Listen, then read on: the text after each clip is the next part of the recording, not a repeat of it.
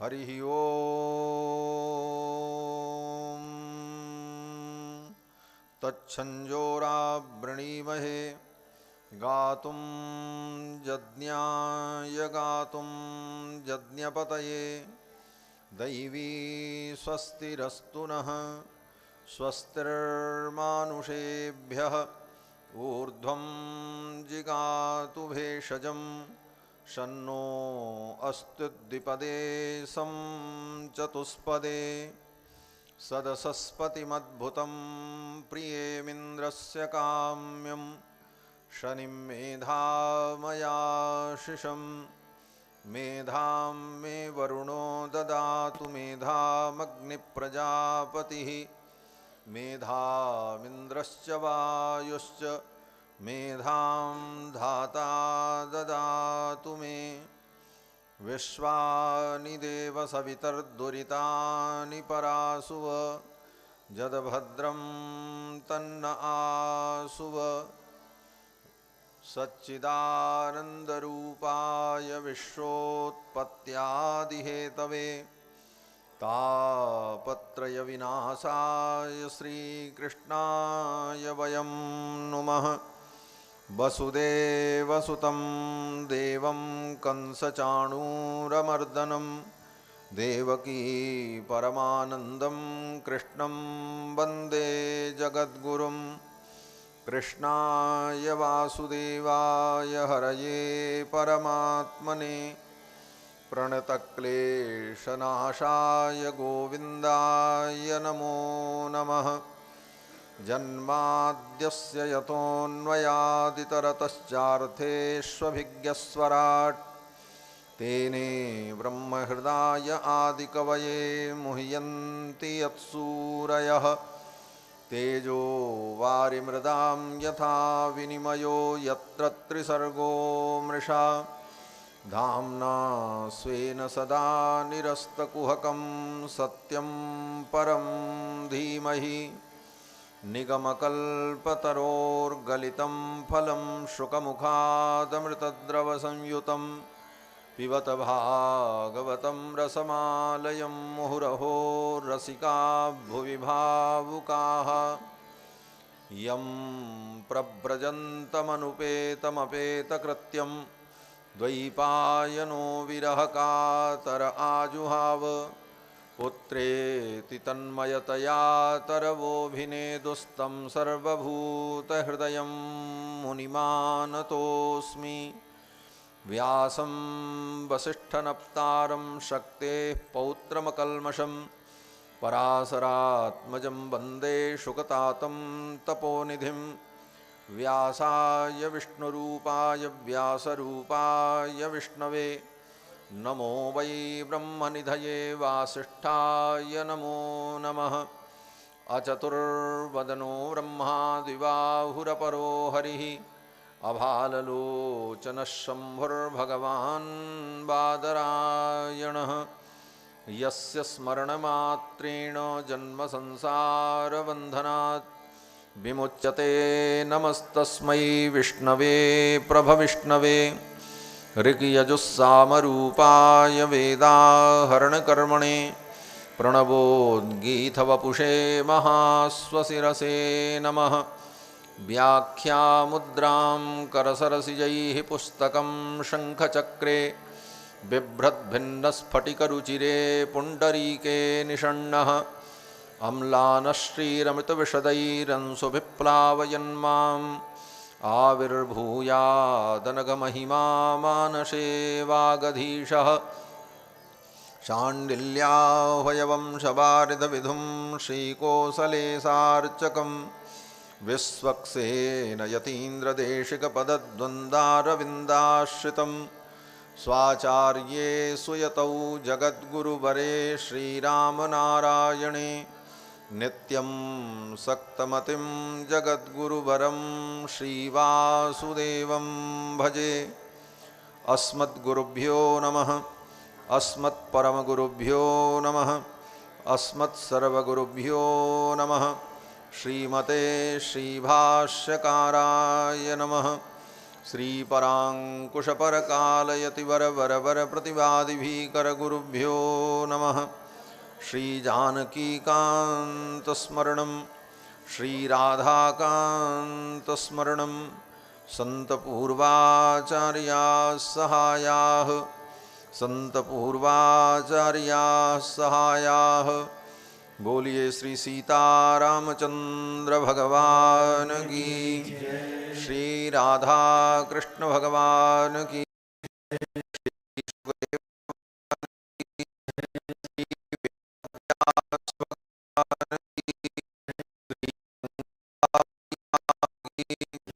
सत्य सनातन वैदिक धर्म की, अखंड भारत वर्ष की, सब संतन की, सब भक्तन की जय जय श्री राधे श्याम। भगवान सच्चिदानंद पुराण पुरुषोत्तम श्री कृष्णचंद्र की मंगलमयी कथा सुधा का हम सभी लोग श्रवण लाभ प्राप्त करें, उसके पूर्व मन और वाणी को पवित्र करने के लिए भगवान की कथा सुनने और सुनाने की योग्यता प्राप्त करने के लिए भगवान के मंगलमय नाम का श्रद्धा भक्ति के साथ संकीर्तन कर लें। पश्चात भगवान की कथा का आस्वादन करेंगे। मुकुंद माधव गोविंद बोल, केशव माधव हरि हरि बोल। मुकुंद माधव गोविंद बोल, केशव माधव हरि हरि बोल। मुकुंद माधव गोविंद बोल, केशव माधव हरि हरि बोल। मुकुंद माधव गोविंद बोल, केशव माधव हरि हरि बोल। मुकुंद माधव गोविंद बोल, केशव माधव हरि हरि बोल। मुकुंद माधव गोविंद बोल, केशव माधव हरि हरि बोल। केशव माधव हरि हरि बोल। केशव माधव हरि हरि बोल। केशव माधव हरि हरि बोल। केशव माधव हरि हरि बोल। मुकुंद माधव गोविंद बोल, केशव माधव हरि हरि बोल। मुकुंद माधव गोविंद बोल, केशव माधव हरि हरि बोल। केशव माधव हरि हरि बोल, केशव माधव हरि हरि बोल। केशव माधव हरि हरि बोल। केशव माधव हरि हरि बोल। मुकुंद माधव गोविंद बोल, केशव माधव हरि हरि बोल।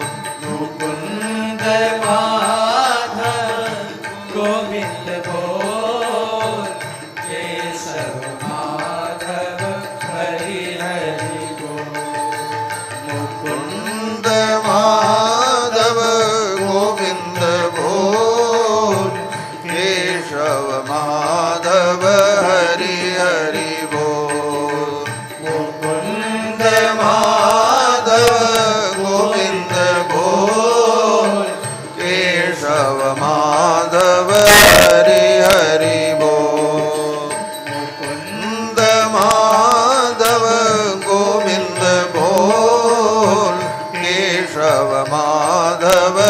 हरि हरि बोल। मुकुंद माधव गोविंद बोल, केशव माधव हरि हरि बोल। हरि हरि बोल प्यारे हरि हरि बोल। हरि हरि बोल प्यारे हरि हरि बोल, हरि हरि बोल प्यारे हरि हरि बोल। हरि हरि बोल,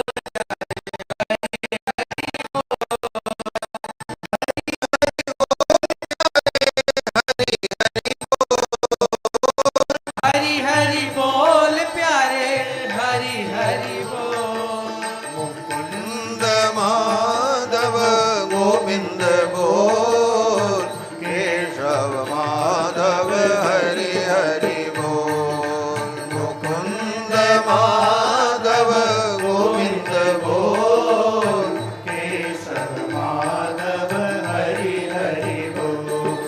मुकुंद माधव गोविंद बोल, केशव माधव हरि हरि बोल। मुकुंद माधव गोविंद बोल, केशव माधव हरि हरि बोल।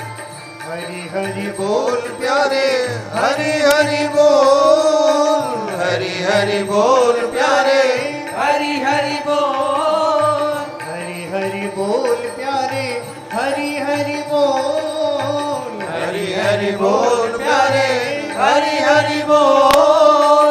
हरि हरि बोल प्यारे हरि हरि बोल। हरि हरि बोल प्यारे हरि हरि बोल, हरि हरि बोल प्यारे हरि हरि बोल। हरि हरि बोल प्यारे हरि हरि बोल। मुकुंद माधव गोविंद बोल, केशव माधव हरि हरि बोल।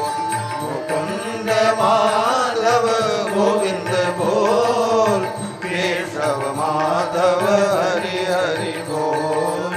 केशव माधव हरि हरि बोल। केशव माधव हरि हरि बोल। केशव माधव हरि हरि बोल। केशव माधव हरि हरि बोल, केशव माधव हरि हरि बोल। बोलो श्री गोविंद भगवान की, श्री सच्चिदानंद भगवान की जय। जय श्री राधे श्याम।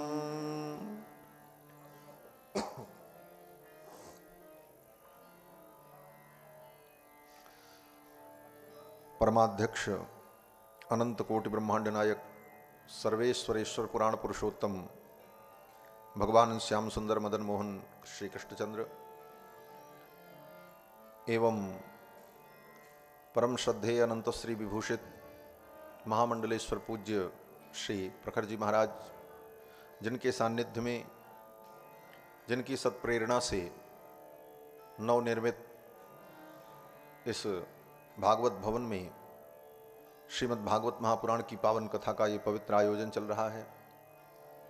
इस पवित्र कार्यक्रम के यजमान दंपति सपरिवार सपरिकर, उनके समस्त बंधु बांधव, दूर दूर से आए हुए समस्त श्रद्धालु श्रोता बंधुओं, श्री रंगम से पधारे हमारे परम सुहृद स्वामी श्री माधवाचार्य जी महाराज, अन्यान्य समस्त संत वृंद, भक्त वृंद, धर्मानुरागी सज्जनों, श्रद्धामयी माताओं, भगवान श्री श्याम सुंदर की मंगलमयी कृपा के फलस्वरूप पवित्र शुक तीर्थ में गंगा के पावन तट पर विराजमान होकर भगवत स्वरूप ग्रंथ श्रीमद् भागवत के माध्यम से भगवान के पावन चरित्र का, भगवान के दिव्य ललित लीलाओं का हम सभी लोग श्रवण लाभ प्राप्त कर रहे हैं।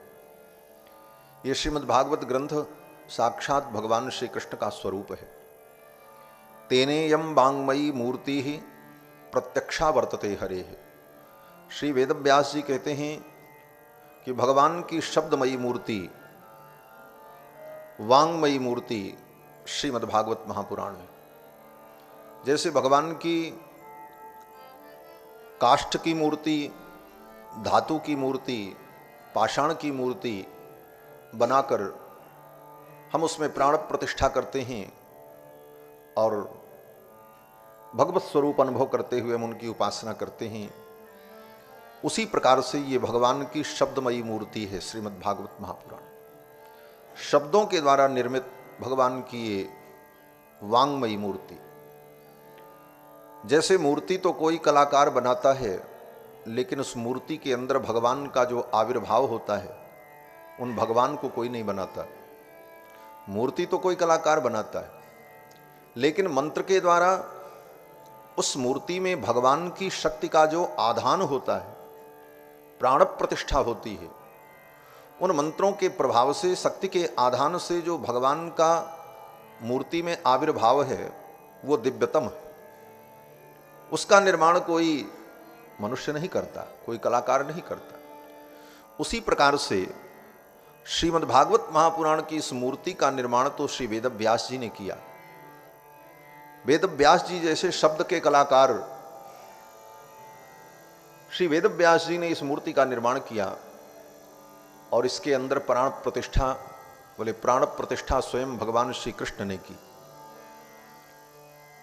द्वापर में अपनी लीला का संवरण करके भगवान जब निज धाम जाने लगे तो श्री उद्धव जी ने भगवान से प्रार्थना की कि प्रभु आप अपनी लीला का संवरण कर लेंगे तो आपके भक्त आपके वियोग में अपने जीवन को कैसे धारण करेंगे, उनका आश्रय क्या होगा।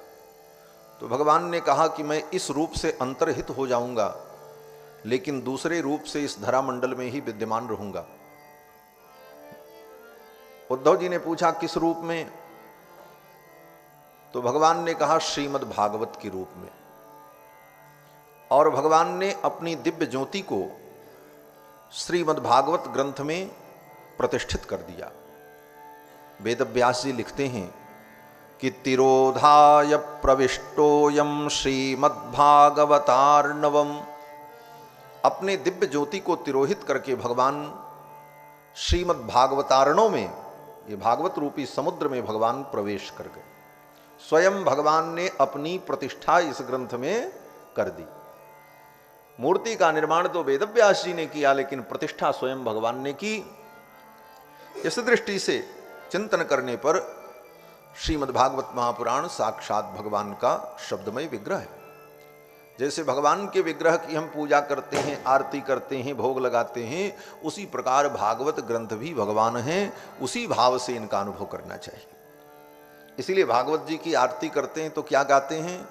भागवत भगवान की ये आरती, पापियों को पाप से है तारती। भागवत ही भगवान है।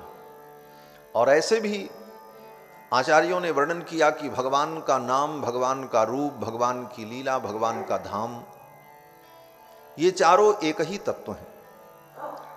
भगवान का नाम भी भगवान ही है, भगवान का रूप भी भगवान ही है, और भगवान की ये लीला, ये भी भगवान ही है, और भगवान का धाम भी भगवान ही है।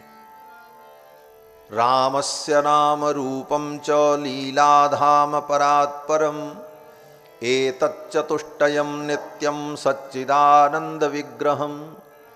भगवान का नाम, रूप, लीला, धाम, ये चारों सच्चिदानंद विग्रह है, भगवान ही है। हमारे तो पूज्य स्वामी जी कहा करते थे कि भगवान का सब कुछ भगवान ही होते हैं, दूसरा कुछ होता ही नहीं। जैसे सोने का हाथी बन जाए तो सोने के हाथी में हाथी की सूंड बोले वो भी सोना ही, हाथी की पूंछ बोले वो भी सोना, हाथी का पैर बोले वो भी सोना, और हाथी बोले वो भी सोना। जिस तरह से स्वर्ण निर्मित गज में, हाथी में उसके अंग प्रत्यंग सब स्वर्ण ही हैं, तद भिन्न कुछ नहीं है, उसी प्रकार से भगवान का नाम, रूप, लीला, धाम सब भगवान। हमारे तो पूज्य स्वामी जी कहा करते थे कि भगवान का मुकुट, भगवान का पीतांबर, भगवान के गले की माला, ये सब भगवान ही हैं, दूसरा कुछ नहीं। इसी को प्रेम की पराकाष्ठा में भौतिक जगत में लोग प्रेम की परिभाषा बताते हैं तो कहते हैं महबूब की हर चीज महबूब हुआ करती है। प्रेमी की हर वस्तु प्रेमी का ही स्वरूप है। तो ये बातें सिद्धांत में भी है, शास्त्र में भी, भगवान का सब कुछ भगवान है। और हमारे पूज्य स्वामी जी इसको एक ढंग से समझाते थे कि भाई हम घर में रहते हैं, इस हाल के अंदर हम आप बैठे हैं, तो ये हाल हमसे बड़ा है तब ना हम इसके अंदर बैठे हैं। अगर ये हमसे छोटा होता तो हम इसमें कैसे बैठ पाते? तो ये हमसे बड़ा है तब इसके अंदर हम हैं। तो भगवान जिस धाम में रहते हैं, जिस लोक में रहते हैं, वो लोक उनसे बड़ा होगा तब भगवान उसमें रहेंगे। बोले हाँ। बोले तो जब वो लोक उनसे बड़ा हो गया तो फिर भगवान सबसे बड़े कैसे? भाई ये तर्क आ जाएगा। तो कहते हैं वो लोक भी भगवान ही है, भगवान से भिन्न नहीं। क्यों? बोले भगवान से बड़ा तो कुछ होता ही नहीं। कहते हैं भगवान पीतांबर धारण करते हैं, हम आप धोती पहनते हैं, तो हम आप तो, हमारी आपकी लंबाई 5 फीट 6 फीट और धोती बोले 10 फीट की होती, हमसे बड़ी होती। तो भगवान अगर पीतांबर धारण करते हैं तो पीतांबर भी किसी भी रूप से अगर उनसे बड़ा है तो फिर वो भगवान से बड़ा होकर के भगवान की महिमा को बाधित करेगा, क्योंकि भगवान तो सर्वतो ज्यायान है, उनसे बड़ा तो कोई हो ही नहीं सकता। अणोरणीयान महतो महीयान सर्वतो ज्यायान, तो फिर पीतांबर भगवान से बड़ा कैसे हुआ? बोले तो पीतांबर भी भगवान ही हैं। भगवान के गले का आभूषण, भगवान के आयुध, बोले सब भगवत स्वरूप ही हैं। भगवान की हर वस्तुएं भगवत स्वरूप ही है। इसीलिए भगवान का नाम, रूप, लीला, धाम सब भगवान। श्री गोस्वामी जी महाराज कहते हैं भगवान का नाम भी भगवान है। भगवान के नाम का जप करो तो क्या भावना हो? बोले सीताराम सीताराम, राधा कृष्ण राधा कृष्ण। तो गोस्वामी जी महाराज कहते हैं कि भगवान के नाम का जप करो तो भावना यही करो कि ये नाम जो शब्द है ये भगवान है। और जैसे मैया यशोदा अपने लाला को पालना में डाल करके झुलाती हैं, उसी तरह अपने जीभ के पालने पर भगवान को रख करके धीरे धीरे झुलाते रहो। ये भगवान के नाम की सेवा। जीह जसोमति हलि हलधर सो, जीह जसोमति, ये जीभ ही मानो जसोदा है, और भगवान का नाम भगवान श्री कृष्ण हैं, और उनको हम अपनी जिह्वा पर बैठा करके झूला झुलाते रहें। ये भगवान का नाम से स्मरण। तो रामस्य नाम रूपम च लीलाधाम परात्परम एतत् चतुष्टयम नित्यम सच्चिदानंद विग्रहम, ये सब भगवान है। और यही सर्वोत्तम दृष्टि है।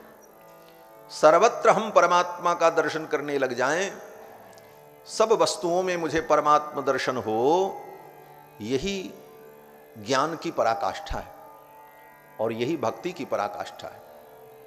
श्री मधुसूदन सरस्वती जी अपने ग्रंथ में जब भक्ति का निरूपण करते हैं तो कहते हैं भक्ति की पराकाष्ठा ही ज्ञान है और ज्ञान की पराकाष्ठा ही भक्ति है। सामान्य व्यक्ति ज्ञान और भक्ति में भेद मान लेता है, बोले ज्ञान मार्ग अलग है, भक्ति मार्ग अलग। लेकिन ज्ञान मार्ग की पराकाष्ठा जब आती है तो वही भक्ति बन जाती है, और भक्ति मार्ग की पराकाष्ठा ही ज्ञान है। तत्वतः कोई अंतर नहीं। और हमारे वैष्णवाचार्य भी कहते हैं कि भक्ति क्या है? बोले सा भक्ति ज्ञान रूपा, वो भक्ति भी ज्ञान रूपा ही है। तो सर्वत्र हमारी भगवत दृष्टि हो जाए, हम ब्रह्ममय सारी सृष्टि को देखने लग जाएं, यही प्रेम की पराकाष्ठा है। और इसी भाव को गोस्वामी जी कहते हैं, सी राम मैं सब जग जानी, करहूं प्रणाम जोरि जुग पानी। सारा संसार भगवतमय है, कण कण में भगवान अंतर्वहिश्च तत्सर्वम व्याप्य नारायण स्थितः। सर्वत्र हमारी भगवत दृष्टि हो जाए। विष्णु पुराण में तो इस बात को पराशर महर्षि दूसरे ढंग से प्रस्तुत करते हैं। विष्णु पुराण में पराशर महर्षि कहते हैं कि देवतिर्यंग मनुष्यादौ पुन्नामा भगवान हरिहि। संपूर्ण सृष्टि में जितने भी देवता, मनुष्य, पशु, पक्षी जो कुछ भी हैं, इनमें जो पुरुषवाचक हैं वो सब भगवान हरि हैं। और स्त्री नामनी श्रीश्च विज्ञेया, और जितने स्त्रीवाचक वस्तुएं हैं वो सब कौन है? बोले वो श्री जी हैं, राधा रानी हैं, लक्ष्मी जी हैं, जानकी जी। नानयोर विद्यते परम, लक्ष्मी और नारायण के अतिरिक्त, राधा कृष्ण के अतिरिक्त, श्री सीताराम जी के अतिरिक्त, नानायोर परम, इनके अतिरिक्त कुछ है ही नहीं है। इसी बात को गोस्वामी जी ने कहा, सी राम मैं सब जग जानी, करहूं प्रणाम जोरी जुग बानी। ये भगवत दृष्टि है। श्रीमद् भागवत महापुराण की पावन कथा परमहंस श्री सुखदेव जी महाराज इसी पवित्र तीर्थ में महाराज परीक्षित को श्रवण कराते हैं। गंगा के तट पर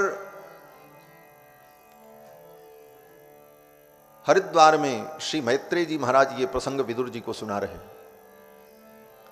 नैमिषारण्य में गोमती गंगा के तट पर चक्र तीर्थ पर श्री सूत जी महाराज 88,000 शौनकादि मुनियों को ये पवित्र आख्यान श्रवण करा रहे।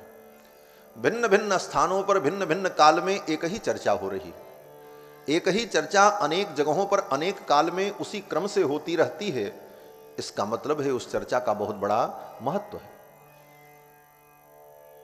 कल के प्रसंग में आप सभी लोगों ने श्रवण किया कि श्री ध्रुव जी महाराज ने 5 वर्ष की अवस्था में 5 महीने की कठिन तपस्या के द्वारा भगवान का दर्शन प्राप्त किया। भगवान की कृपा से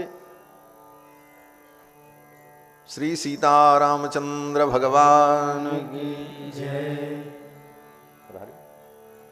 पूज्य महाराज श्री पधारे हैं, कुछ देर विराजेंगे, तब तक 2 बार भगवान नाम संकीर्तन कर लें।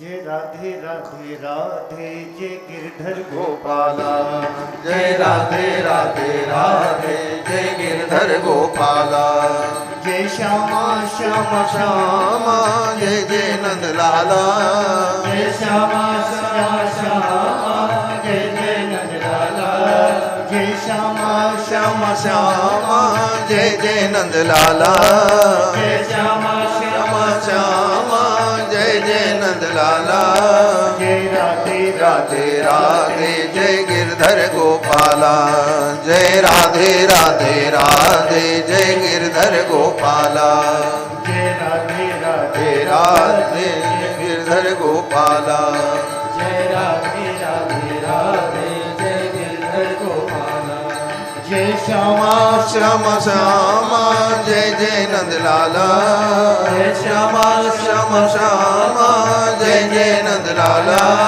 जय श्यामा श्यामा श्यामा जय जय नंद लाला, जय श्यामा श्यामा श्यामा जय जय नंद लाला, जय राधे राधे राधे जय गिरधर गोपाला, जय राधे राधे राधे जय गिरधर गोपाला, श्री राधे राधे राधे जय गिरधर गोपाला, जय राधे राधे राधे जय गिरधर गोपाला, जय जय राधा रमण प्यारो राधा रमण, जय जय राधा रमण प्यारो राधा रमण, जय जय राधा रमण प्यारो राधा रमण, जय जय राधा रमण प्यारो राधा रमण, जय जय राधा रमण जय जो राधा रमण, जय जय राधा रमण प्यारो राधा रमण,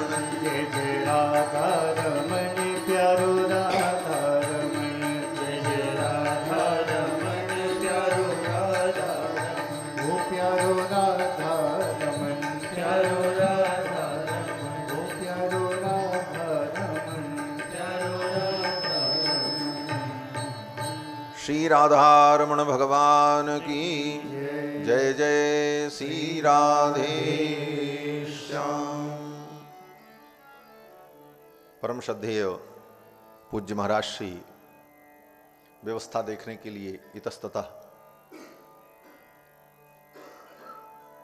भ्रमण कर रहे हैं और इसी दौरान कथा मंडप में भी महाराज श्री का आगमन हुआ। याज्ञिक सम्राट सनातन धर्म के परम पोषक श्री कृपात्री जी महाराज, धर्म सम्राट कृपात्री जी महाराज एवं पुरी पीठाधीश्वर पूज्य महाराज श्री की उस अक्षुण्ण परंपरा सनातन धर्म का निर्वहन करने वाले परम श्रद्धेय पूज्य महाराज श्री, जिनके संकल्प से पवित्र कार्य संपन्न हो रहा है। मैं निवेदन कर रहा था कि श्री सुखदेव जी महाराज ने राजा परीक्षित को ध्रुव जी का चरित्र सुनाया। 5 महीने की कठिन तपस्या में श्री ध्रुव जी ने भगवान का दिव्य दर्शन प्राप्त किया। भगवान के द्वारा 36,000 वर्ष तक राज्य करने का वरदान प्राप्त किया। फिर जाते जाते भगवान ने कहा कि 36,000 वर्ष राज्य करने के बाद विमान में बैठकर तुम मेरे धाम चले आना, तुम्हारे लिए मैं अलग एक लोक बना दूंगा, ध्रुवलोक। तुम्हें मुक्ति की प्राप्ति होगी, परम आनंद की प्राप्ति होगी। भगवान जब अंतर्धान हो गए तो ध्रुव जी को बड़ा पश्चाताप हुआ। यही भागवत कहना चाहती है। भागवत ग्रंथ का लक्ष्य क्या है? बोले भागवत ग्रंथ का लक्ष्य है कि हमारे जीवन में भगवान की निष्काम भक्ति हो, कामनाओं से रहित हम भगवान की भक्ति में तन्मय हो जाएं। यही भागवत का प्रतिपाद्य विषय है। ध्रुव जी महाराज ने भगवान की भक्ति की, तप किया, लेकिन कामना थी उनके मन में कि मुझे पिता का राज्य प्राप्त हो, मुझे सम्मान प्राप्त हो। वो मिल गया। भगवान की भक्ति से जीव को सब कुछ मिलता है। तुलसी सो सब भांति परम सुख, जो चाहसी मन मेरो, तो भज राम काम सब पूर्ण करहि कृपा निधि तेरो। भगवान की भक्ति से जीव को धर्म अर्थ काम मोक्ष सब मिल जाता है। सुखदेव जी भी कहते हैं, अकाम सर्व कामो वा मोक्ष काम उदारधि, तीव्रेण भक्ति योगेन यजेत पुरुषम पर। चाहे अकाम हो, चाहे हम निष्काम हो, चाहे सर्व काम हो, सब कामनाएं हमारे अंदर हो, मोक्ष काम उदारधि, चाहे मोक्ष की ही कामना न हो, क्यों न हो, तो क्या करें? बोले तीव्रेण भक्ति योगेन यजेत पुरुषम परम। तीव्र भक्ति योग के द्वारा हम भगवान परम पुरुष की आराधना करें।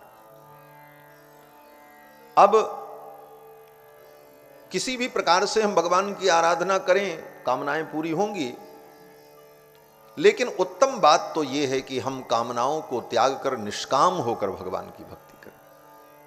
यह भागवत का विशेष विषय है।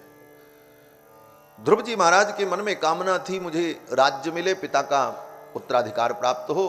भगवान ने कह दिया, ठीक है, 36,000 वर्ष राज्य करना। लेकिन जब भगवान अंतर्धान हो गए तब ध्रुव जी को पश्चाताप हुआ।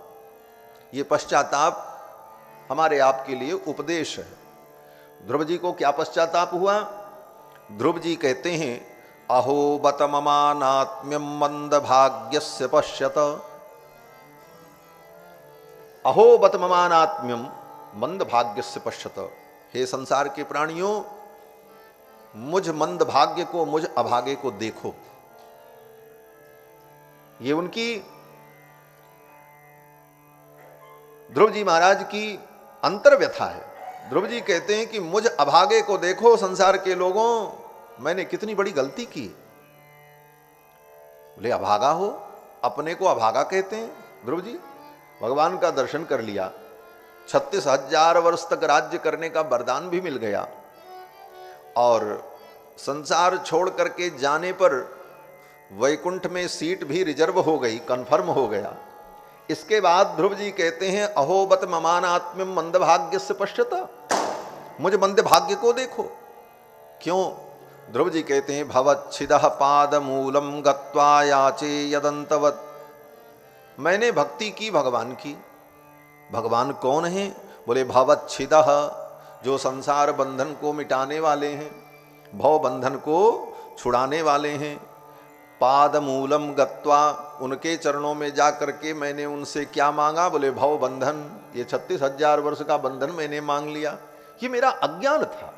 इस कामना के कारण मुझे 36,000 वर्ष तक इस संसार में रहना पड़ेगा, नहीं तो मैं भगवान के साथ चला जाता धाम में, इस संसार के दुख से निवृत्ति हो जाती। लेकिन मेरी कामना ने मुझे बंधन में डाल दिया। प्रसाद्य जगदात्मानम। फिर कहते हैं ध्रुव जी, मुझ अभागे को देखो। जगदात्मानम प्रसाद्य, जो जगत की आत्मा है, उन परमात्मा को प्रसाद्य, मैंने उनको प्रसन्न कर लिया। तपसा दुष्प्रसादनम, जिनको प्रसन्न कर पाना इतना सरल, नहीं है। भवच्छिदमया चेहम, और उनके चरणों में जाकर के मैंने संसार मांगा। क्यों? बोले भवम भाग्य विवर्जितः, मैं भाग्य विवर्जित था, मैं अभागा था, मेरी बुद्धि मारी गई थी कि मैंने भगवान से संसार मांगा। ये उपदेश हमारे आपके लिए, ये 2 श्लोक ध्रुव जी के चरित्र का हमारे आपके लिए उपदेश है। हम क्या करते? भगवान की भक्ति करते, 2 पैसे का फूल, फोकट का पानी और 2 पैसे की अगरबत्ती भगवान को दिखा करके करोड़ों का काम कराना चाहते हैं। ये भक्ति नहीं है, ये भगवान से व्यापार है। ये व्यापार बंद करके हम विशुद्ध भगवान के चरणों में प्रेम करें, ये भक्ति है। भागवत ये कहना चाहते हैं। इसी को भागवत के प्रारंभ में वेदव्यास जी कहते हैं, धर्म प्रोज्झित कैतवोत्र परमो निर्मत्सराणाम सताम वेद्यम वास्तवमत्र वस्तु शिवदम तापत्र योन्मूलनम। भागवत किस धर्म का निरूपण करता है? कहते हैं कपट रहित धर्म। यही कपट है। हम भगवान की भक्ति करते हैं और उस भक्ति में हम संसार की क्षुद्र वस्तुओं की जो कामना जोड़ देते हैं, ये कामना ही कपट है और यही अज्ञान है। गीता में तो भगवान ने यहां तक कहा कि जब जीव के अंदर कामना आती है तो कामना पहले क्या करती है? बोले उसको अज्ञानी बनाती है।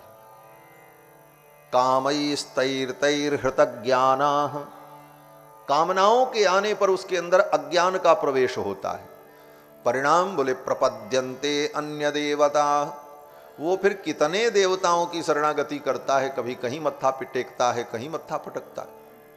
उसी अज्ञान की पराकाष्ठा आज देखने को मिलती है कि सनातन धर्मावलंबी होकर के भी लोग जाकर के मुर्दे के ऊपर चादर चढ़ा करके चले आते हैं, शायद वो मुर्दा ही हमारा काम कर दे। क्यों? बोले उस कामना ने उनको इतना अज्ञानी बना दिया कि वो कहां कहां भटकते हैं, इसका कोई ठिकाना नहीं है। ऐसी क्षुद्र कामनाओं ने ही इतना अज्ञान उत्पन्न किया कि नए नए भगवान पैदा हो गए। राम कृष्ण को छोड़कर साईं राम रोग करने लगे। क्या ये अज्ञान ही तो? 33 कोटि देवता, वेदों का इतना दिव्य विधान, सनातन धर्म का ये दिव्य स्वरूप, इसे छोड़कर एक मलेच्छ की पूजा, उसको भगवान मान करके बैठ गए। ये अज्ञान ही तो। क्या? बोले उन्होंने हमारा काम बना दिया। बोले कोई किसी का काम ओम नहीं बनाता, सब काम पहले से तय है, किसका कितना बनेगा, कितना बिगड़ेगा, एकदम तय है, एग्जैक्ट है। इतना ही होना है, उतना ही होना। राई घटे न तिल बढ़े, रहुरे जीव निसंक, विधिना ने जो लिख दई छठी रात के अंक। छठी की रात में बालक का जब जन्म होता है तो छठवें दिन छठी होती। उसका नाम छठी क्यों है? बोले षष्ठी, षष्ठी नाम की एक देवी है जो उसके भाग्य को लिखने आती। षष्ठी पूजन होता है उस दिन, तो वो छठी देवी जो है वो उसका भाग्य लिखती, और उन्होंने जो लिख दिया वो बदल नहीं सकता। विधिना ने जो लिख दई छठी रात के अंक, राई घटे न तिल बढ़े, रहुरे जीव निशंक। गोस्वामी जी भी कहते हैं कि प्रारब्ध तो पहले रचा, पाछे रचा शरीर। गोस्वामी जी तो उनसे 6 दिन और आगे चले जाते। वो तो कहते हैं कि भाई छठी की रात में तय हुआ, लेकिन गोस्वामी जी कहते हैं तुम्हारा ये शरीर मां के गर्भ में बना, उसके पहले तुम्हारा प्रारब्ध बना, तब शरीर बना। क्यों? बोले प्रारब्ध में जब ब्रह्मा ने लिखा कि इसको ब्राह्मण का शरीर मिलेगा, तब ब्राह्मण देवी के गर्भ में वो आया। परमात्मा ने, विधाता ने जब लिखा कि इसको क्षत्रिय कुल में जन्म लेना है, तब वो किसी क्षत्रियाणी के गर्भ में जीव आया। तो शरीर बनने के पहले ही प्रारब्ध लिखा जा चुका। गोस्वामी जी महाराज कहते हैं विधिना ने, परमात्मा ने शरीर निर्माण के पहले ही प्रारब्ध लिख दिया। प्रारब्ध तो पहले रचा, पाछे रचा शरीर, तुलसी चिंता छाड़ी दे और भजले श्री रघुबीर। भगवान का भजन कर लो। प्रारब्ध तय है, उसमें कोई परिवर्तन नहीं हो सकता। हमारे वैष्णवाचार्य भी कहते हैं प्रारब्ध तो भोगना ही पड़ेगा। प्रारब्धम परिभुज्य कर्म शकलम प्रक्षीण कर्मांतरः। प्रारब्ध को भोग करके ही हम समाप्त करेंगे और प्रारब्ध का भोग तय। तो फिर हम क्यों अज्ञान में पड़ें? भगवान की भक्ति, विशुद्ध भक्ति, यही भागवत का लक्ष्य है। ध्रुव जी को बड़ा पश्चाताप हुआ। अंत में अब तो जो कुछ होना था हो ही चुका था, लेकिन ये मत सोचो कि हम भगवान से कुछ कामना करते हैं तो अब क्या करें। बोले करते रहे कोई बात नहीं, अगर तुम नहीं भी निष्काम बनोगे तो भगवान इतने कृपालु हैं कि भगवान स्वयं तुमको निष्काम बना लेंगे। हाँ, एक पक्ष यह भी है भगवान का। भगवान कहते हैं कि ठीक है, आओ मेरी शरण में तो आओ। इसीलिए गीता में भगवान ने अपने 4 भक्तों की चर्चा की। चतुर्विधा भजन्ते माम जना सुकृतिनोर्जुन। हे अर्जुन, मेरा भजन करने वाले 4 प्रकार के भक्त होते हैं। कौन कौन? बोले आर्तो जिज्ञासुरर्थार्थी ज्ञानी च भरतर्षभ। आर्त, जिज्ञासु, अर्थार्थी और ज्ञानी। आर्त भक्त जो है अपने काम से भगवान के पास आया। क्यों? बोले अपने दुख की निवृत्ति चाहता है। जिज्ञासु बोले वो भी जिज्ञासा लेकर के आया है, उसकी भी अपनी कामना है। अर्थार्थी बोले वो कुछ चाहता है भगवान से। और ज्ञानी बोले ज्ञानी कुछ नहीं चाहता, केवल भगवान को ही चाहता है। आर्तो जिज्ञासुरर्थार्थी ज्ञानी च भरतर्षभ तेषाम ज्ञानी नित्य युक्त एक भक्तिर्विशिष्यते। उसमें जो ज्ञानी है वो एक भक्ति उसकी है, केवल भगवान को ही चाहता और कुछ चाहता नहीं। लेकिन अब ये 3 जो हैं ये कैसे हैं? तो भगवान ने उसमें भी थोड़ा अंतर कर दिया। भगवान ने कहा सब हमारे लिए ठीक है। हाँ, ऐसा नहीं है कि जो मेरे पास अर्थार्थी आ गया, आर्त आ गया तो उसको हम भगा देंगे। भगवान कहते हैं उदाराः सर्व एवैते। ये 4 प्रकार के भक्त उदार हैं, अच्छे हैं। उदाराः सर्व एवैते। लेकिन इन 4 में जो ज्ञानी है तो भगवान कहते हैं ज्ञानी त्वात्मैव मे मतम। ज्ञानी तो मेरी आत्मा है। ज्ञानी को भगवान कहते हैं ज्ञानी ही प्रभु ही विशेष प्यारा। ज्ञानी तो भगवान को विशेष प्रिय है। ज्ञानी त्वात्मैव मे मतम, ज्ञानी मेरी आत्मा है। अब भगवान ने 4 को उदार कहा। यही गोस्वामी जी महाराज भी कहते हैं चार्युः सुकृति अनघ उदारा। आर्त, जिज्ञासु, अर्थार्थी, ज्ञानी 4 प्रकार के भक्त भगवान के चरण में आते हैं, सब उदार हैं। क्यों? बोले भगवान सोचते हैं जैसे कोई व्यापारी हो और किसी व्यापारी के द्वार पर कोई ग्राहक आवे, कोई 100 रुपए का माल खरीदने आवे, कोई 1000 रुपए का, कोई 10,000 का और कोई 10 लाख का। तो 10 लाख वाले पर उस व्यापारी की दृष्टि रहेगी कि भाई ये तो बड़ा कस्टमर है। लेकिन 10 रुपए वाले को भी वो तिरस्कृत नहीं करेगा। क्यों? बोले जो आज आया है कल हो सकता है इससे भी ज्यादा लेने आए। इसलिए भगवान की शरण में कोई चाहे आर्तभाव से आवे, चाहे कुछ स्वार्थ से आवे, भगवान सबको स्वीकार करते हैं। लेकिन उत्तम बात तो यह है कि हम निष्काम भाव से भगवान का। और इसके बाद भी अगर हमारे जीवन में निष्कामता नहीं आई तो भगवान कहते हैं फिर हम तुमको निष्काम बनाएंगे। कैसे निष्काम बनाएंगे? बोले भगवान निष्काम बनाने की बहुत बढ़िया जुक्ति रखते हैं। क्या जुक्ति?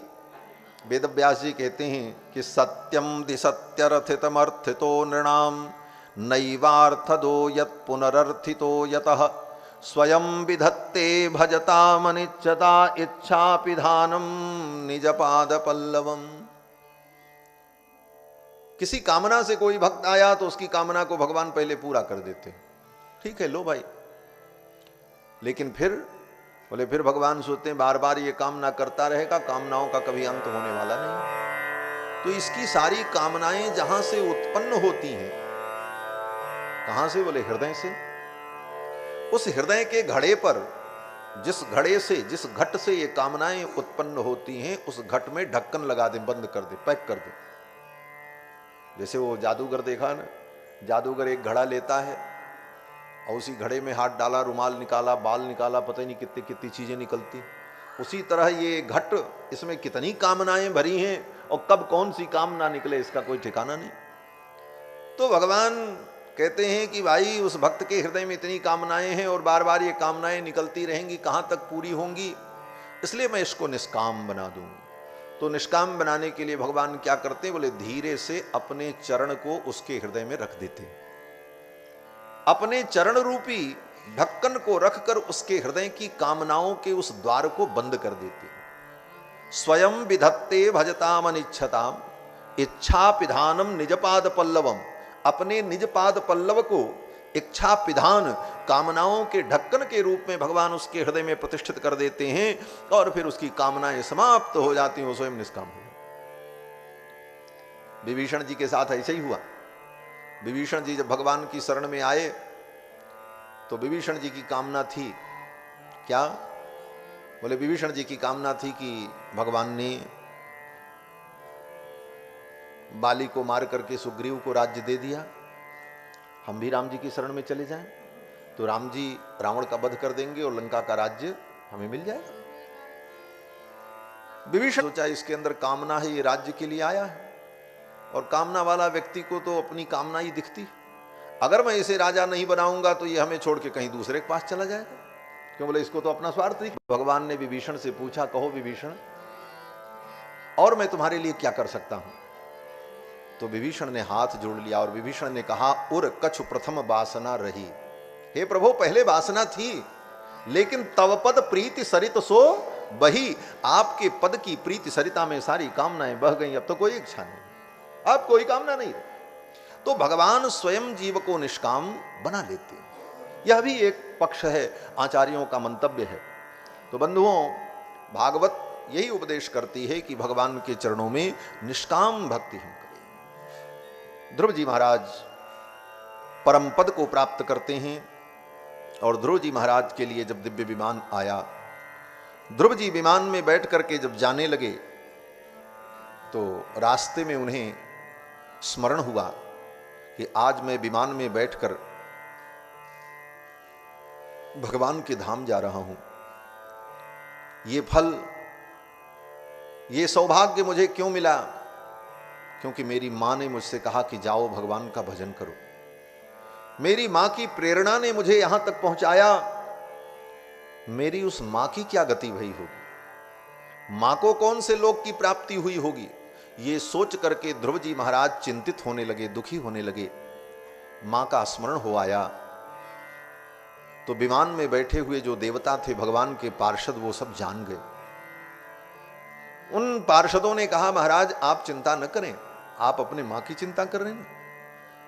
आपके जैसे पुत्र को जन्म देने वाली आपकी मां, वो देखो आपके विमान के आगे आगे जो विमान चल रहा है, उस विमान में बैठ करके आपकी मां भी भगवान के धाम को जा रही है। दर्शयामास तुर्देवीं पुरो यानेन गच्छतीं।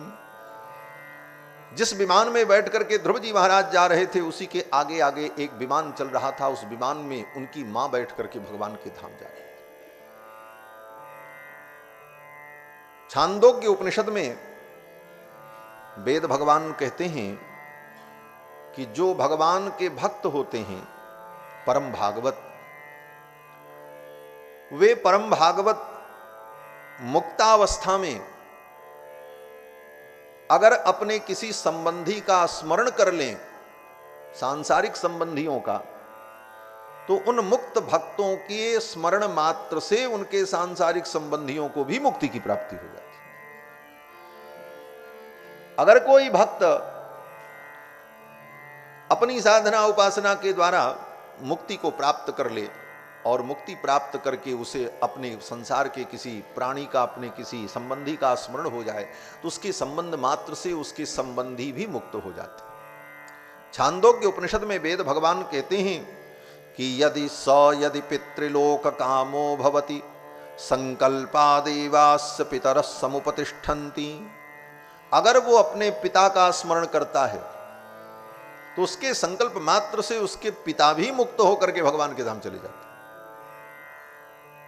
कहते हैं स यदि मातृलोक कामो भवति संकल्पादेवास्य मातरः समुपतिष्ठन्ति। अगर वो अपनी मां का स्मरण कर ले तो उसकी मां भी मुक्त होकर भगवत धाम चली जाती हैं। और स यदि सखिलोक कामो भवति संकल्पादेवास्य सख्य समुपतिष्ठन्ति। अगर अपने वो मित्र और सुहृद का स्मरण कर ले तो उसके स्मरण मात्र से उसके संबंधी, मित्र, यार, दोस्त सब मुक्त होकर भगवान के धाम चले जाते। इसलिए जीवन में संबंध भी जोड़ो तो भगवान के भक्तों से संबंध जोड़ो, उसका फल क्या मिलेगा? बोले अगर हम भक्ति नहीं भी कर पाए तो उन भक्तों के संबंध से भी हमारा कल्याण हो जाएगा। इसलिए भागवत संबंध, भगवान के भक्तों से संबंध, यह भी अपने आप में कल्याण का एक महामंत्र है और परम पवित्र मार्ग। हमारे भगवान श्री रामानुजाचार्य तो कहते हैं जीवन में कुछ न कर सको तो यदवा भागवताभिमान बसति सार्थद्वयोच्चारणम, यदवा भागवताभिमान बसति, किसी भगवान के भक्त भागवत के आश्रित होकर के रहो।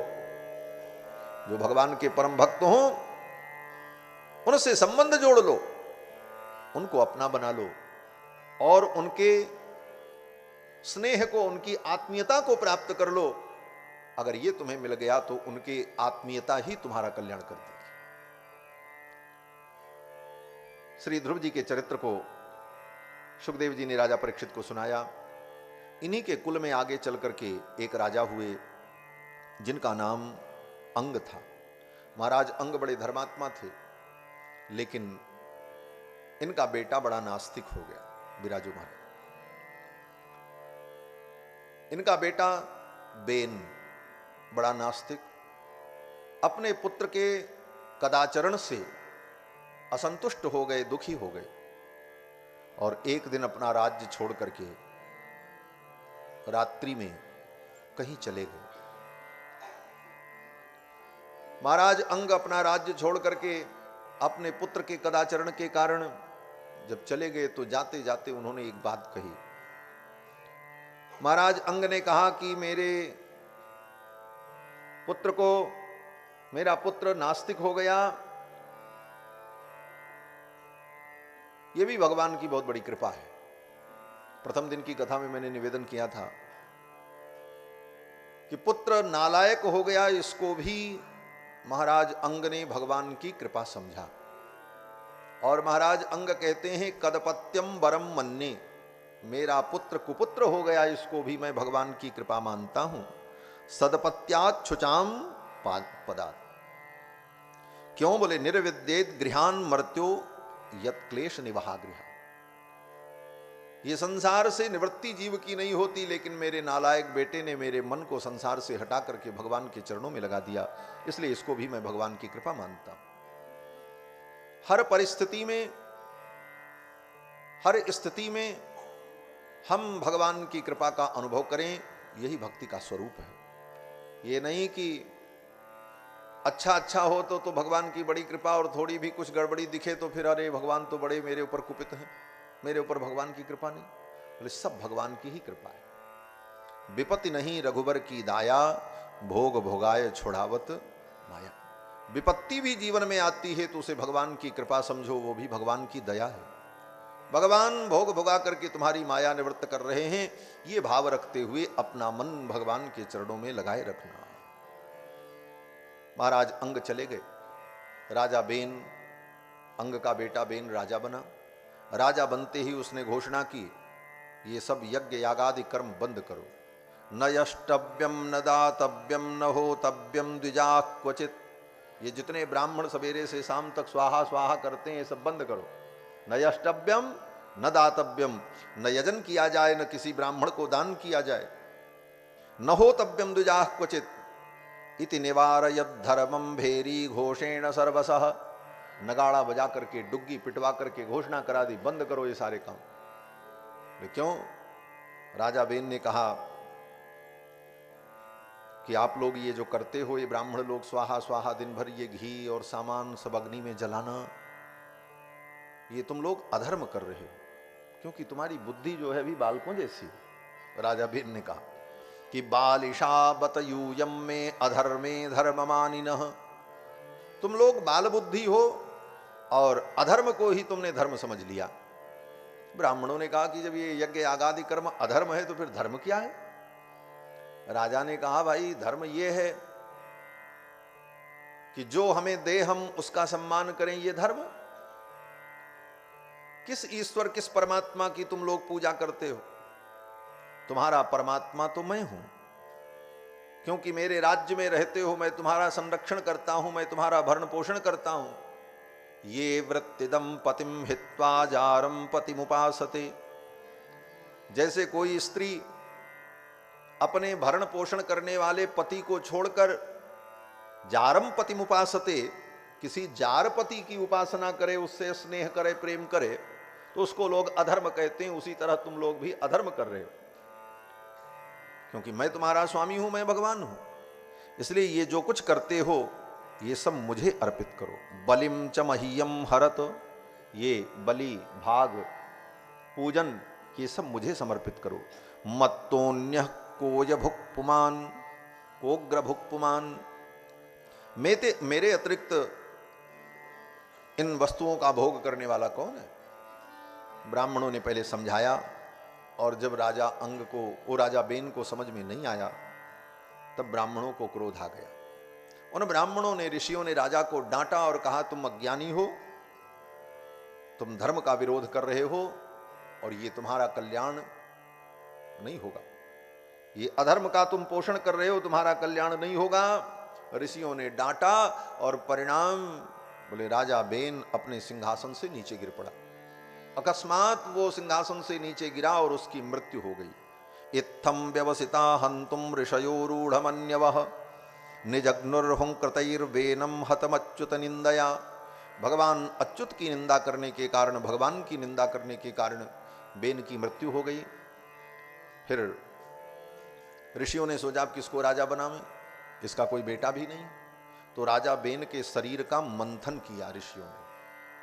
राजा बेन की जंघाओं का जब मंथन किया तो राजा बेन की जंघा से एक काले रंग का पुरुष प्रकट हुआ। काक कृष्णोति ह्रस्वांगो ह्रस्व बाहुर्महाहनु, काले रंग का छोटा सा ठिगना सा पुरुष प्रकट हुआ।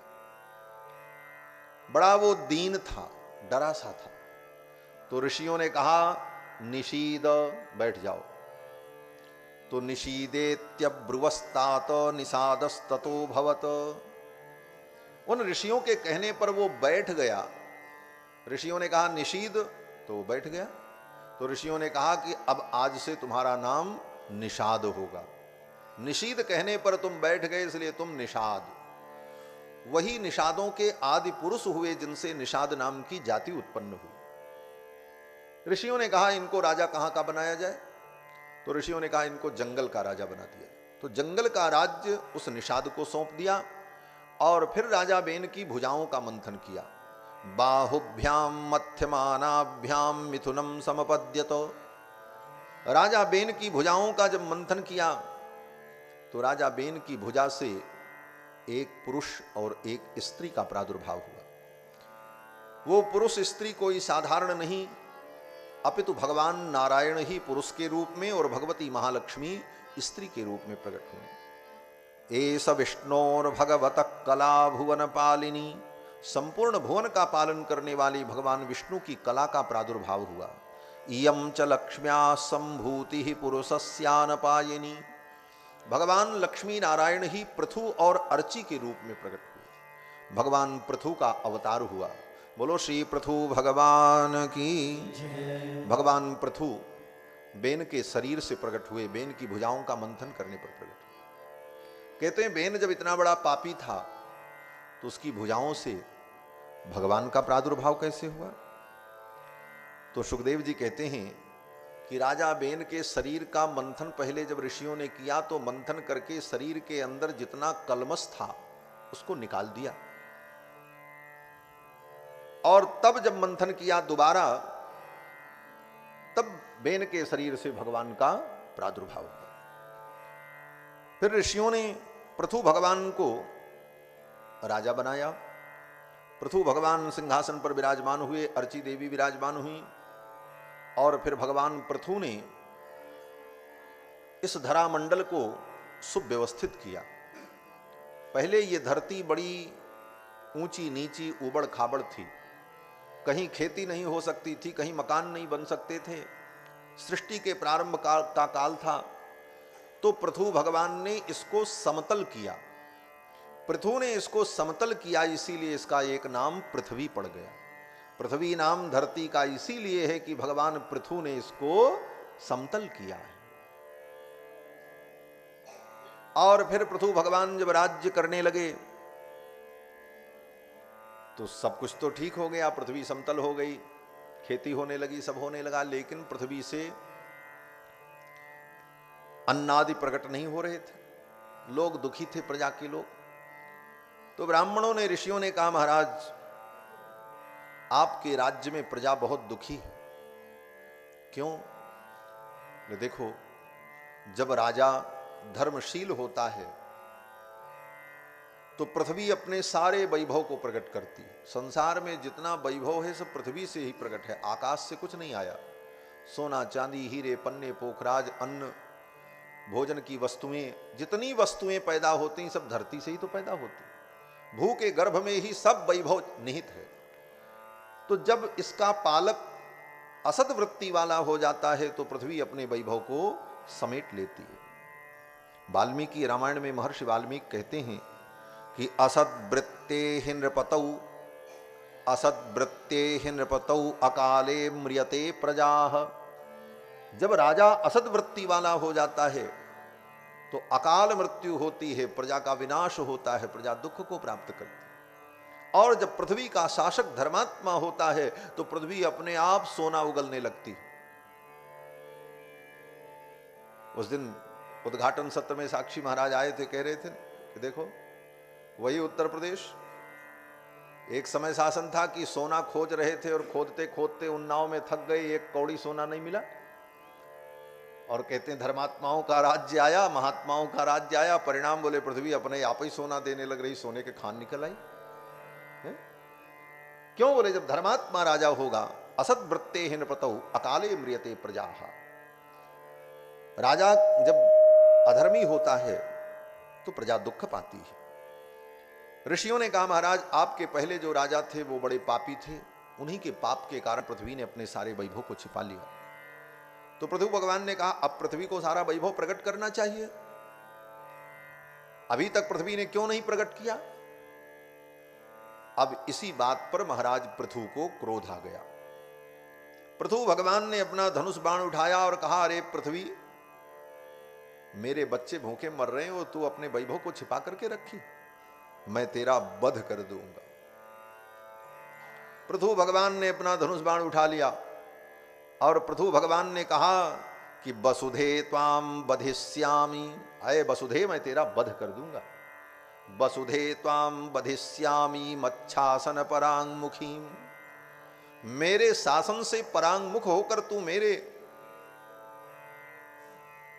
पुत्रों को दुख दे रही है, मैं तेरा वध कर दूंगा।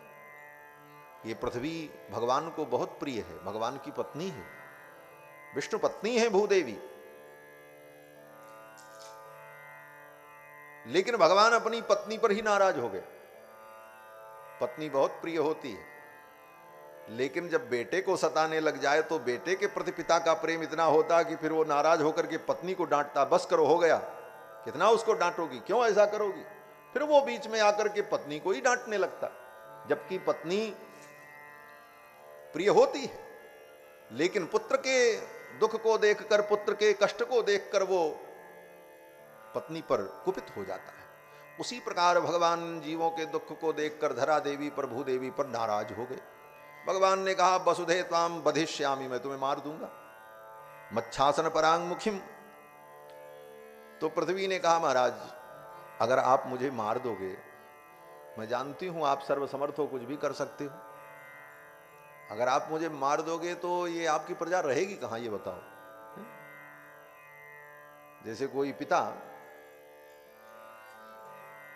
अपनी पत्नी पर नाराज हो जाए और कहे तुमने हमारे बेटे को मारा, मेरे बेटे को दुख दिया, जा निकल जा मेरे घर से, तो पत्नी क्या कहेगी? यही कहेगी निकल तो जाएंगे, फिर तुमको रोटी बना के कौन देगा, ना तुम्हारे बेटे को कोई खिलाएगा, ना तुमको कोई खिलाए, क्या करोगे? तो भगवान तो बड़े क्रोध में थे, इसलिए भगवान ने कहा, जाओ जाओ, आत्मयोग बले नाहम धरिष्याम हम प्रजा धारयिष्याम्य हम प्रजा, मैं अपने आत्मयोग से, अपने आत्मबल से अपनी प्रजा को धारण कर लूंगा, मैं कोई वैकल्पिक व्यवस्था कर लूंगा, जाओ तुम्हें जहां जाना। इस प्रकार भगवान जब नाराज हो गए तो भूदेवी ने कहा महाराज आप नाराज न हो, हम सब कुछ देने को तैयार हैं, मैं गाय बनकर के प्रकट हो जाती हूं, आपकी प्रजा मेरा दोहन कर ले।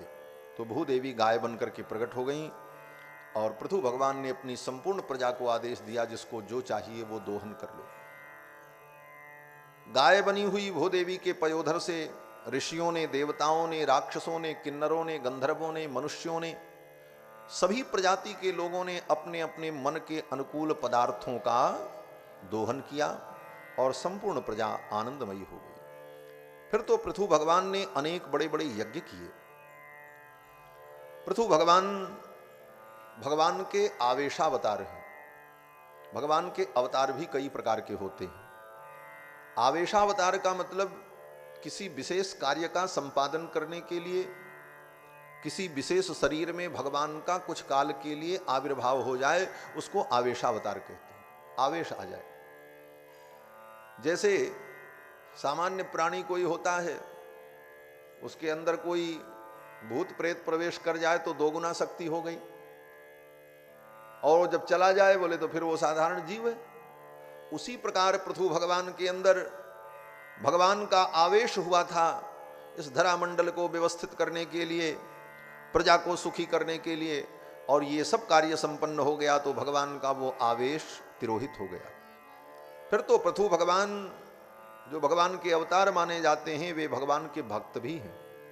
जैसे देवर्षि नारद भगवान के भक्त भी हैं और भगवान के 24 अवतार में इनको भगवान का तीसरा अवतार भी माना गया। क्यों बोले नारद जी के अंदर 5 दिन 5 रात्रि तक भगवान का आवेश था, और उस 5 रात्रि में नारद जी ने आगम शास्त्र को प्रकट किया, फिर वो आवेश समाप्त हो गया। जैसे श्री वेदव्यास जी महाराज भगवान के अवतार हैं लेकिन भगवान के भक्त भी हैं। वेदव्यास जी में भगवान का आवेश 18 पुराण और महाभारत की रचना करने के लिए, वेदों की संहिताओं का विभाग करने के लिए भगवान का आवेश हुआ था। वो कार्य संपन्न हो गया तो फिर वेदव्यास जी एक महर्षि हैं, तपस्वी हैं, भगवान के भक्त हैं। पृथु जी भी ऐसे। तो पृथु जी महाराज अनेक यज्ञ करते हैं। पृथु जी ने अनेक अश्वमेध यज्ञ किया। इनके अश्वमेध यज्ञ में भगवान पधारे। भगवान जब आए तो भगवान ने प्रसन्न होकर के कहा पृथु वरदान मांगो, क्या चाहिए, मैं तुम्हारे ऊपर प्रसन्न हूं। यज्ञ के द्वारा तुमने हमारा यजन किया है। तो पृथु जी ने भगवान से कहा कि न कामये नाथ तदप्यहम क्वचिन्न यत्र युष्मच्चरणाम्बुजासवः। हे प्रभु, मेरे अंदर कोई कामना नहीं है, मुझे कुछ नहीं चाहिए, लेकिन आप वरदान देना चाहते हैं, आपका दर्शन अमोघ है, तो आप यही दे दीजिए वरदान कि मेरे कानों में 10,000 कान की शक्ति आ जाए। भगवान ने कहा 10,000 कान की शक्ति? ऐसा वरदान तो आज तक इस सृष्टि में किसी ने मांगा ही नहीं, ये तुम क्या मांग रहे हो? तो पृथु जी ने कहा महाराज, इन 2 कानों से मैं आपकी कथा सुनता हूं तो मुझे तृप्ति नहीं होती, 10,000 कानों की शक्ति आ जाएगी तो मैं निरंतर आपकी कथा सुनता रहूं। पृथु जी ने भगवान से यही वरदान मांगा। पृथु जी कहते हैं कि महत्तमांतर हृदयान मुखच्युतो विधत स्वकर्णायुतये शमे वरः। हे भगवान, मुझे यही वरदान चाहिए कि मेरे कानों में 10,000 कान की शक्ति आ जाए और मैं निरंतर आपकी कथा श्रवण करता रहूं। भगवान ने पृथु जी को आशीर्वाद दिया और अंतर्धान हो गए। इसके बाद पृथु जी के चरित्र के बाद भागवत में प्रसंग आता है कि इन्हीं के वंश में प्राचीन बरही नाम के एक राजा हुए जो बड़े धर्मात्मा थे। प्राचीन बरही राजा ने अनेक बड़े बड़े यज्ञ किए और उन यज्ञों में प्राचीन बरही राजा ने अनेक पशुओं का संज्ञापन किया। बहुत से ऐसे यज्ञ होते हैं जिन यज्ञों में पशु की हिंसा अनिवार्य होती है और वो धर्म है। क्यों धर्म है? क्योंकि वेदों में विहित है। धर्म की यही परिभाषा है, वेद प्रणहितो धर्मो। धर्म हमारी बुद्धि का, हमारे तर्क का विषय नहीं है। वेद जो कहता है वही धर्म है। वेद प्रणहितो धर्मो, और वेदों ने ऐसा विधान किया है। इसलिए उन यज्ञों में उन पशुओं की हिंसा धर्म मानी गई है और वो यज्ञ का अंग है। प्राचीन बरही राजा ने अनेक यज्ञ किए। उन यज्ञों में उन्होंने अनेक पशुओं का प्रयोग किया। यज्ञ में अत्यधिक निष्ठा के कारण सदा वो यज्ञ ही करते रहते थे, कभी कोई यज्ञ कभी कोई यज्ञ। इतना यज्ञ किया महाराज प्राचीन बरही ने कि संपूर्ण पृथ्वी उनके यज्ञ के तृण से, दर्भ से पट गई। देवर्षि नारद ने विचार किया कि प्राचीन बरही राजा ने यज्ञ के द्वारा, कर्मानुष्ठान के द्वारा भगवान की आराधना की। अब ये भगवान की भक्ति में लग जाएं और इन कर्मों से विरत होकर भगवान का स्मरण करके भगवत भक्ति में लगकर भगवत प्रेम परायण होकर निवृत्ति मार्ग के पथिक बन जाए। इस उद्देश्य से देवर्षि नारद ने आकर के प्राचीन बरही राजा को उपदेश किया। देखो, यज्ञ यागादि जितने कर्म हैं, ये कर्म अंतःकरण को शुद्ध करने के लिए। यज्ञ दान तपः कर्म पावनानि मनीषिणाम। भगवान कहते हैं कि यज्ञ दान तप ये सारे कर्म हमको पवित्र करने के लिए। इन समस्त क्रियाकलापों के द्वारा, कर्मकांडों के द्वारा जब हमारा अंतःकरण पवित्र हो जाए तो उस पवित्र अंतःकरण में, शुद्ध अंतःकरण में भगवान की भक्ति, भगवत प्रेम का प्रादुर्भाव हो, ये उद्देश्य है। इन सारे कर्मों का प्रयोजन अंतःकरण की शुद्धि मात्र है। जैसे हमें भोजन बनाना हो तो पहले हम बर्तन को शुद्ध करते हैं, मांजते हैं, धोते हैं और फिर उसमें और संस्कार करते हैं। क्यों? क्योंकि उसमें हम कुछ बनाएंगे। और हम सवेरे से शाम तक बर्तन मांजें और धोएं और बनावें कुछ ना, तो बोले तब उस बर्तन मांजने का क्या मतलब निकला? अरे भाई, बर्तन मांजने का मतलब तो तब है कि जब मांज धो करके ठीक करके उसको चूल्हे पर चढ़ा करके उसमें हलवा बनावें, पुआ बनावें, मालपुआ बनावें, कुछ व्यंजन बनावें, तब उसका आस्वादन करें। उसी प्रकार यज्ञ दान इन समस्त कर्मों के द्वारा हमारा अंतःकरण निर्मल हो तो उस अंतःकरण में भगवान की भक्ति के व्यंजन बने। श्रवणम कीर्तनम विष्णु स्मरणम पाद सेवनम अर्चनम वंदनम सख्यम दास्यम आत्मनिवेदनम, ये भगवान की भक्ति का विविध व्यंजन निर्मित हो और उस रस का हम आस्वादन करें। तो कर्म का प्रयोजन अंतःकरण की शुद्धि, और उस प्रयोजन को भूल करके कर्म को ही हम सब कुछ मान लें तो फिर ऐसे कर्म की भी आलोचना करनी पड़ती है। वह कर्म भी आलोच्य बन जाता है, उसकी आलोचना होने लगती है। जैसे व्यक्ति उद्देश्य को भूल करके साधन को ही पकड़े रह जाए। साधन तो साध्य की प्राप्ति के लिए होता है। साधन का उपयोग तब तक है जब तक साध्य की प्राप्ति न हो जाए। साध्य की प्राप्ति हो, यही साधन का उपयोग है, यही साधन की सार्थकता है। और साध्य को हम भूल कर केवल साधन को ही सब कुछ मान बैठे तो फिर वहां पर उसे समझाना पड़ता है, संकेत करना पड़ता है। प्राचीन बरही राजा ने यज्ञों को ही सब कुछ समझ लिया। यज्ञ की कहीं निंदा नहीं है भागवत में, कर्मकांड की, यज्ञ की कहीं पर निंदा नहीं की गई। और शास्त्रों में जहां कहीं भी यज्ञ कर्मकांड को निम्न कहा गया उसका प्रयोजन है। जैसे उपनिषद में कहते हैं अष्टादशोक्तम ह्यवरम हेष कर्म, 18 लोगों के द्वारा किया गया ये यज्ञादि कर्म जो है वो अत्यंत निम्न कर्म है, ये वेद ने कहा। अष्टादशोक्तम ह्यवरम हेष कर्म, ये 18 लोग कौन? बोले 4 ब्रह्मा, 4 अध्वर्यु, 4 होता और 4 उद्गाता। चारों वेद के 4 ऋत्विज, 16 और 1 यजमान और 1 यजमान की पत्नी। 18 लोग मिलकर के जो सोम यागादि कर्म करते हैं, इसकी बड़ी महिमा है। लेकिन फिर वहीं उपनिषद में कहते हैं कि अष्टादशोक्तम ह्यवरम हेष कर्म, ये 18 लोगों के द्वारा किया गया कर्म जो है अत्यंत निम्न कर्म है।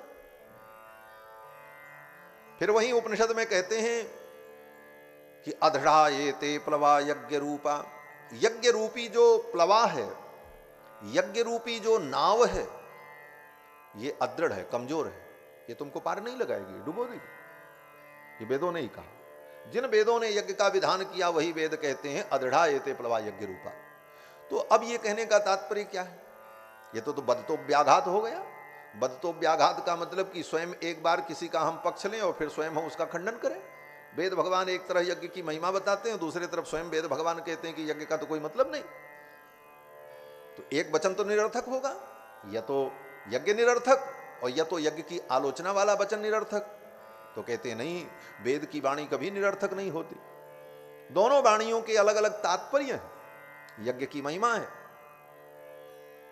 और जहां पर यज्ञ की आलोचना की वहां पर आलोचना इस दृष्टि से की गई कि जब व्यक्ति यज्ञ को ही साध्य मानकर,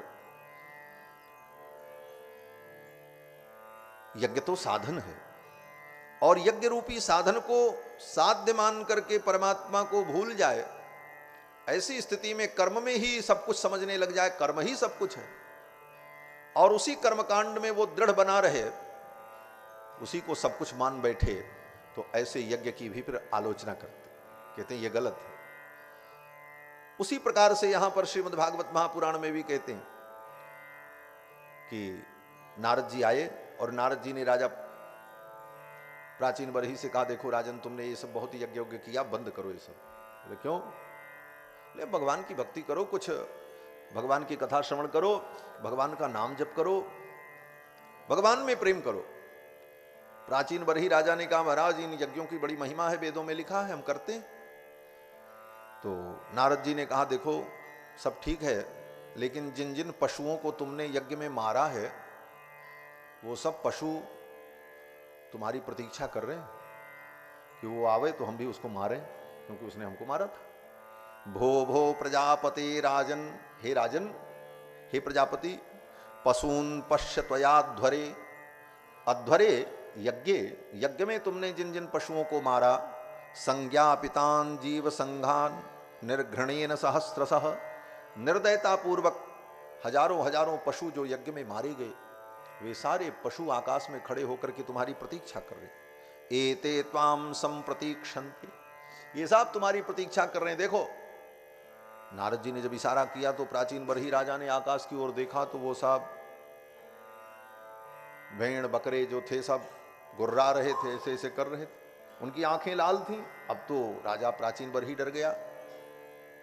सच पूछो तो ये नारद जी का चमत्कार था, क्योंकि वेद का जो विधान है, वेद में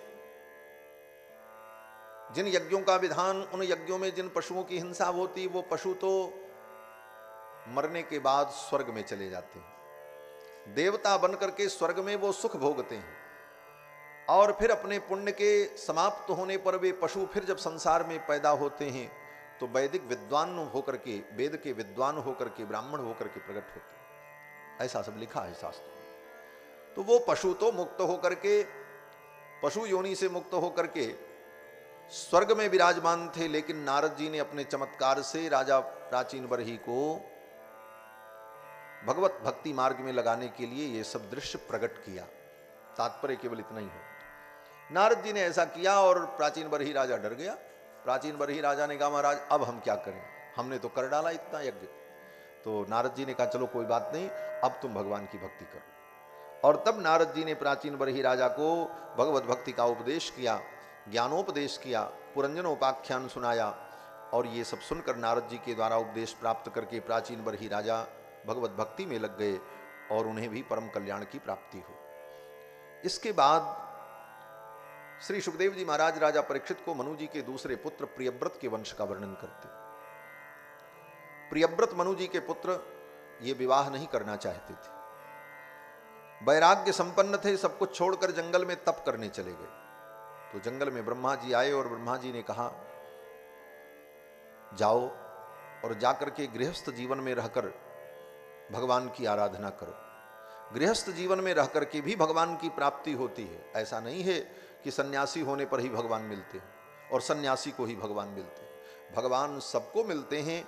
साधना और प्रेम और लक्ष्य ठीक हो तो भगवान की प्राप्ति सबको होती है, चाहे वो गृहस्थ हो, ब्रह्मचारी हो, सन्यासी हो।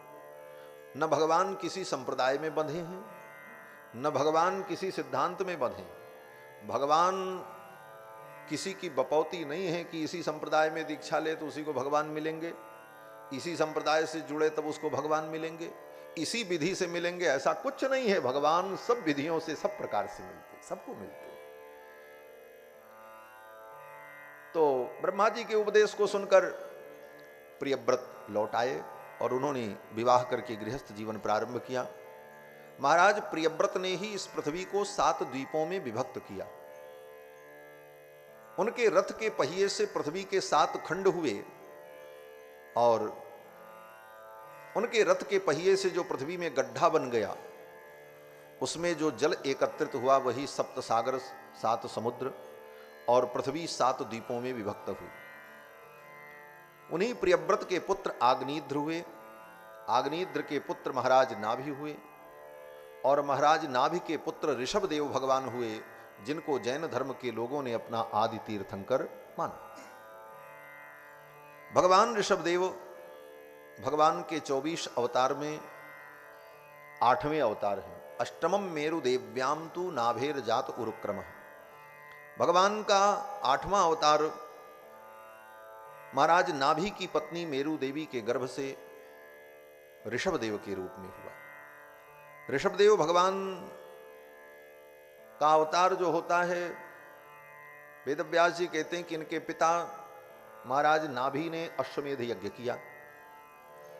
उस अश्वमेध यज्ञ में भगवान पधारे। भगवान ने प्रसन्न होकर के कहा, वरदान मांगो, क्या चाहिए? तो महाराज नाभि ने कहा कि आपके समान हमें पुत्र चाहिए। जैसे महाराज स्वयंभू मनु ने भगवान से कहा, रामायण में वर्णन है कि स्वयंभू मनु नैमिषारण्य में जाकर के तप करते हैं, स्वयंभू मनु और शत्रुपा। भगवान प्रसन्न हो गए, भगवान प्रकट हुए। भगवान ने कहा, वरदान मांगो, क्या चाहिए? तो स्वयंभू मनु ने कहा कि चाहूं तुम ही समान सुत प्रभुसन कवन दुराव। मैं तो आपके समान बेटा चाहता हूं। तो भगवान ने कहा कि अब अपने समान मैं ढूंढने कहां जाऊं, मेरे समान दूसरा कोई हो ही नहीं सकता। भगवान के समान तो भगवान ही हो सकते हैं, दूसरा कोई हो नहीं सकता। गोस्वामी तुलसीदास जी कहते हैं ना कि रघुबर छवि के समान रघुबर मुख बनिया। भगवान की छवि के समान तो भगवान की छवि है, किससे उपमा दी जाए? साधारण व्यक्ति के लिए कहा जा सकता है कि इनका मुख चंद्रमा के समान है, इनके मुख की आभा चंद्रमा के समान है, इनका वदन गौर वर्ण है, ऐसा है वैसा है, कोई भी उपमा दे दो। लेकिन भगवान के लिए कौन उपमा दें? तो गोस्वामी जी कहते हैं, रघुबर छवि के समान रघुबर मुख बनिया, ठुमुक चलत रामचंद्र बाजत पैजनिया। भगवान की छवि के समान तो भगवान ही है। अब ये बात अलग है कि कवि लोग को उपमा नहीं मिलती। भाई भगवान का वर्णन करने के लिए उपमा कहां ढूंढने जाएं? उपमा और उपमेय में सादृश्य होना चाहिए। उपमा और उपमेय में जब सादृश्य होगा तभी उपमा दी जा सकती।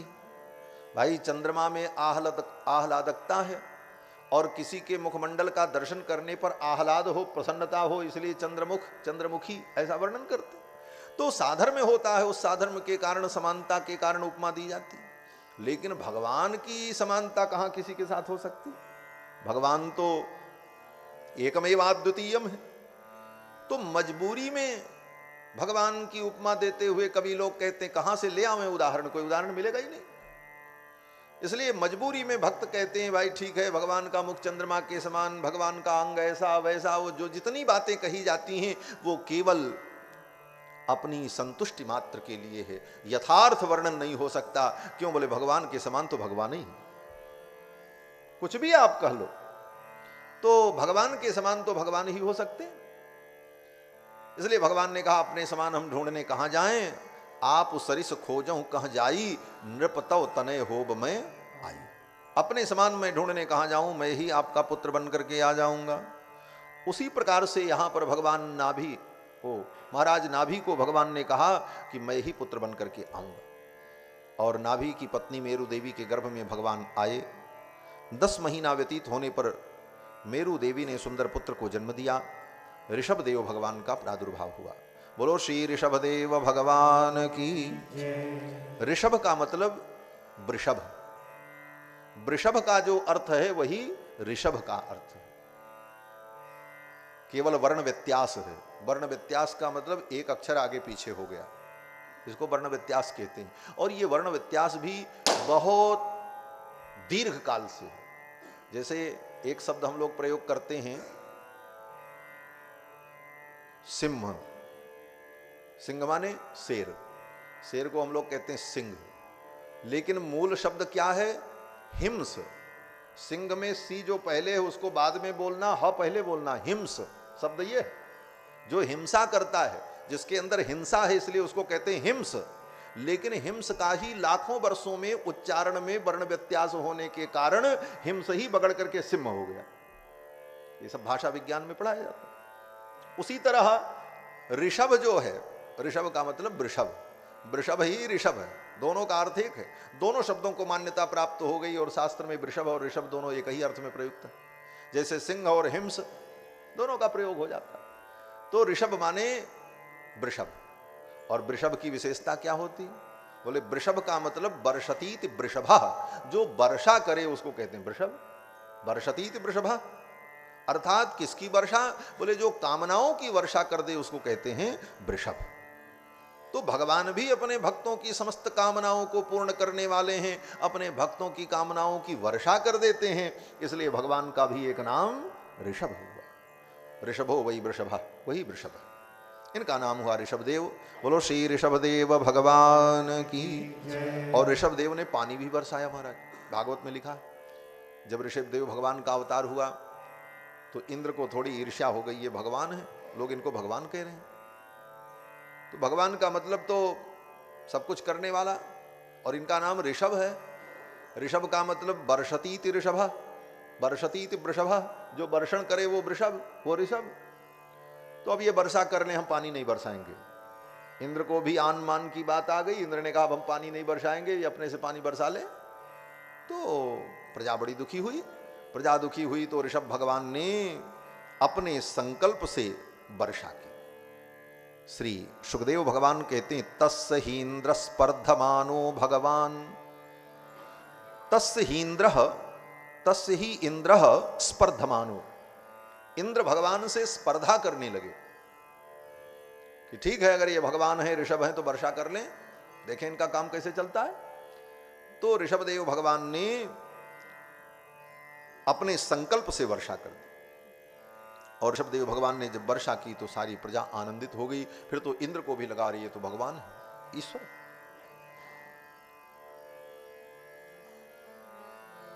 फिर तो ऋषभदेव भगवान ने धर्मपूर्वक प्रजा का पालन किया और इनकी कई संतानें हुई। 100 पुत्र हुए ऋषभदेव भगवान के। 100 पुत्र का मतलब 99 नहीं और 101 नहीं, 100 ही एग्जैक्ट। बोले 100 का मतलब है अनंत। 100, सत, सहस्र, अयुत, नियुत, ये सारे शब्द जो हैं ये अपनी स्वयं की एक निश्चित संख्या का वाचन करते हुए भी अनंत के वाचक होते हैं, ये सिद्धांत।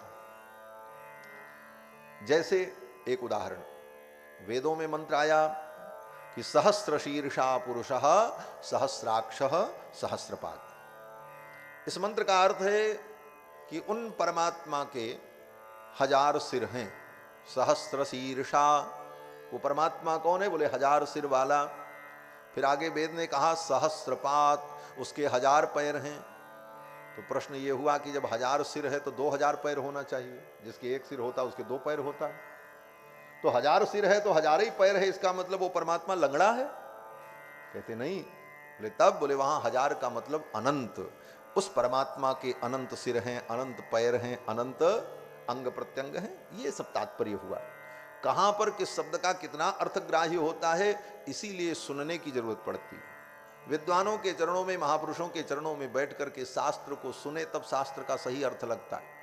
और मनमाने ढंग से पढ़ने पर अर्थ का अनर्थ प्राप्त हो जाता है। फिर व्यक्ति खींचातानी करके, मनमाना अर्थ करके सिद्धांत को विकृत कर देता है। कहते हैं खींच खांच मीज माज शास्त्र को न गीजिए। खींच खांच मीज माज शास्त्र का अनर्थ नहीं करना चाहिए। खींच खांच मीज माज शास्त्र को न गीजिए, जामे रस बनो रहे सोई अर्थ कीजिए। जिसमें रस बना रहे वही अर्थ करना चाहिए शास्त्र का, तब शास्त्र का सिद्धांत प्रकट होता है। कहते हैं कि यहां पर सहस्र शब्द अनंत का वाचक है। ये सारी सृष्टि अनंत परमात्मा की ही है, सब परमात्मा के पुत्र हैं, इसलिए इनके पुत्रों की संख्या 100 बताई, 100 सत। अब उसमें भी कहते हैं इनके 81 पुत्र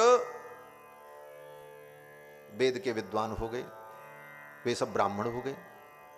और इनके 9 पुत्र 9 योगेश्वर हो गए, कवि, हरि, अंतरिक्ष, प्रबुद्ध, पिप्पलायन, आविर्होत्र, दुमिल, चमस, करभाजन। और इनके 9 पुत्र अलग अलग देशों के राजा हो गए। और जो सबसे बड़े पुत्र थे वो इस देश के राजा हुए, उनका नाम भरत था।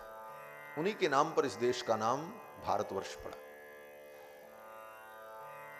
अब 100 पुत्रों में इनके 81 पुत्र ब्राह्मण बन गए, कुछ जोगी बन गए और कुछ राजा बन गए। इसका मतलब बोले भगवान के ही सब पुत्र हैं, कोई राजा है, कोई ब्राह्मण है, कोई ज्ञानी है, ये संपूर्ण सृष्टि परमात्मा का ही पुत्र है, ये तात्पर्य इसका निकला।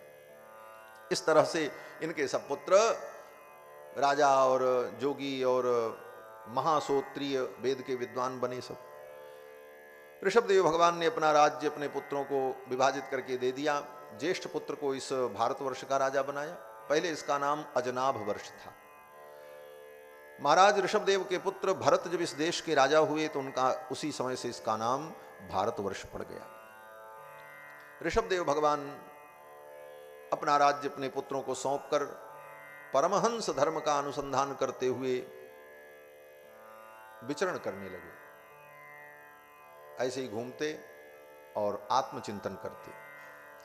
न कोई वस्त्र, न शरीर पर कोई आवरण, दिगंबर, जहां पड़ जाएं वहीं सो जाएं, कुछ मिल जाए वहीं खा लें, जहां मलमूत्र त्यागने की इच्छा हो वहीं मलमूत्र का त्याग हो जाए शरीर से। देह की आसक्ति से ऊपर उठकर आत्मभाव में प्रतिष्ठित हो गए, इसलिए देह की कोई सुध बुध नहीं। देह कहाँ है, कैसे है, ढका है कि खुला है, कोई मतलब नहीं। ऐसे परमहंस श्री ऋषभदेव भगवान। सुखदेव जी कहते हैं इन्हीं ऋषभदेव भगवान की पदवी का अनुसरण करके कलयुग में कुछ लोग नए धर्म का प्रवर्तन करेंगे। ये भविष्यवाणी सुखदेव जी ने भागवत में की।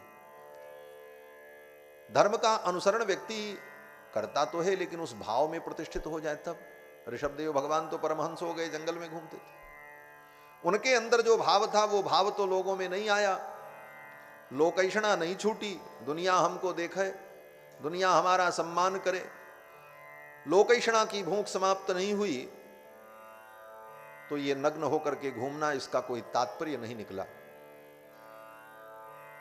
ऋषभदेव भगवान तो परमहंस थे। उन्होंने जंगल में रहकर ऐसे ही जीवन व्यतीत किया।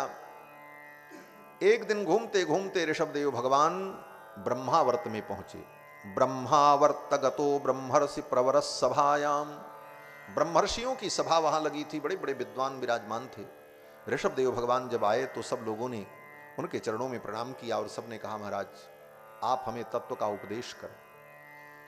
उन ब्रह्मर्षियों को देखकर ऋषभदेव भगवान उपदेश करने लगे और ऋषभदेव भगवान ने कहा नायम देहो देह भाजाम न लोके। हे पुत्रों, ये शरीर जो तुमको मिला है ये संसार का सुख भोगने के लिए नहीं मिला है। क्यों मिला है? तपो दिव्यम पुत्रकायेन सत्वम। इस शरीर से तप करो और इस शरीर को तपा करके दिव्यता को प्राप्त कर लो, अपनी आत्मा का उद्धार कर लो, जिससे तुम्हें ब्रह्म सुख, अनंत सुख की प्राप्ति हो। ऋषियों ने पूछा इसका मार्ग क्या है? इस मार्ग में चलने के लिए क्या करना होगा? तो ऋषभ देव भगवान कहते हैं कि महत सेवाम द्वार माहुर विमुक्ति ही, महापुरुषों की सेवा करो, महापुरुषों के चरणों में बैठकर उनकी आज्ञा का अनुसरण करो, उनकी सेवा करो, यही मार्ग है। तो भक्तों ने पूछा ये महापुरुष कौन है? तो ऋषभ देव भगवान कहते हैं महांतस्ते समचित्ताः, जिनके जीवन में, जिनके चित्त में समता हो, जिनका चित्त समता मूलक हो, जिनके जीवन में समान बुद्धि हो गई हो, न किसी में परायापन हो न किसी में अपनापन हो, लाभ हानि में जिसकी समान बुद्धि हो, ऐसे समचित्त जो हैं, प्रशांतात्मा विमन्यवः, जिनके जीवन में मन्यु नहीं है, क्रोध नहीं है, रोष नहीं है, ऐसे महापुरुषों के चरणों में बैठकर इस विषय को सुनो और ग्रहण करो। बोले उनके चरणों में बैठकर ऐसे महापुरुषों का आश्रय लेकर के क्या मिलेगा? तो ऋषभ देव भगवान कहते हैं उनके चरणों में बैठने पर तुम्हें मेरी प्रीति प्राप्त होगी, भगवान के चरणों की प्रीति मिलेगी। क्यों? तो ऋषभ देव भगवान कहते हैं मुझ परमात्मा के चरणों में जब तक तुम्हारी प्रीति नहीं होगी तब तक तुम संसार बंधन से मुक्त नहीं हो सकते। प्रीतिर्नयावन्मयी वासुदेवे, ऋषभ देव भगवान कहते हैं कि मुझे वासुदेव में जब तक तुम्हारी प्रीति नहीं होगी, न मुच्यते देह योगे न तावत, तब तक तुम देह बंधन से मुक्त नहीं हो सकते।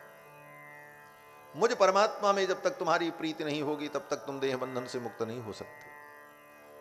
इसका तात्पर्य बोले भगवान को प्रीति ही प्रिय है। गोस्वामी जी महाराज कहते हैं राम ही केवल प्रेम पियारा, राम ही केवल प्रेम पियारा, जान लेऊ जो जाननी हारा। भगवान को तो केवल प्रेम प्रिय है। और श्री बिंदु जी महाराज तो कहते हैं कि भगवान को तुम कैसे पा सकते हो? बोले भगवान को पाने का एक ही साधन है प्रेम। मोहन प्रेम बिना नहीं मिलता, चाहे कर लो कोटि उपाय। मोहन प्रेम बिना नहीं मिलता, चाहे कर लो कोटि उपाय। मोहन प्रेम बिना नहीं मिलता, चाहे कर लो कोटि उपाय। चाहे कर लो कोटि उपाय, चाहे कर लो कोटि उपाय, चाहे कर लो कोटि उपाय, चाहे कर लो कोटि उपाय। मोहन प्रेम बिना नहीं मिलता, चाहे कर लो कोटि उपाय। मोहन प्रेम बिना नहीं मिलता, चाहे कर लो कोटि उपाय। मिले न जमुना सरस्वती में, मिले न यमुना सरस्वती में, मिले न जमुना सरस्वती में, मिले न यमुना सरस्वती में, मिले न गंगा नहाय। मिले न गंगा नहाय। प्रेम सरोवर में जब डूबे, प्रेम सरोवर में जब डूबे, प्रभु की अलख न खाए। मोहन प्रेम बिना नहीं मिलता, चाहे कर लो कोटि उपाय। मोहन प्रेम बिना नहीं मिलता, चाहे कर लो कोई उपाय। मिले न पर्वत में निर्जन में, मिले न पर्वत में निर्जन में, मिले न पर्वत में निर्जन में, मिले न पर्वत में निर्जन में, मिले न बन भरमाए। मिले न बन भरमाए।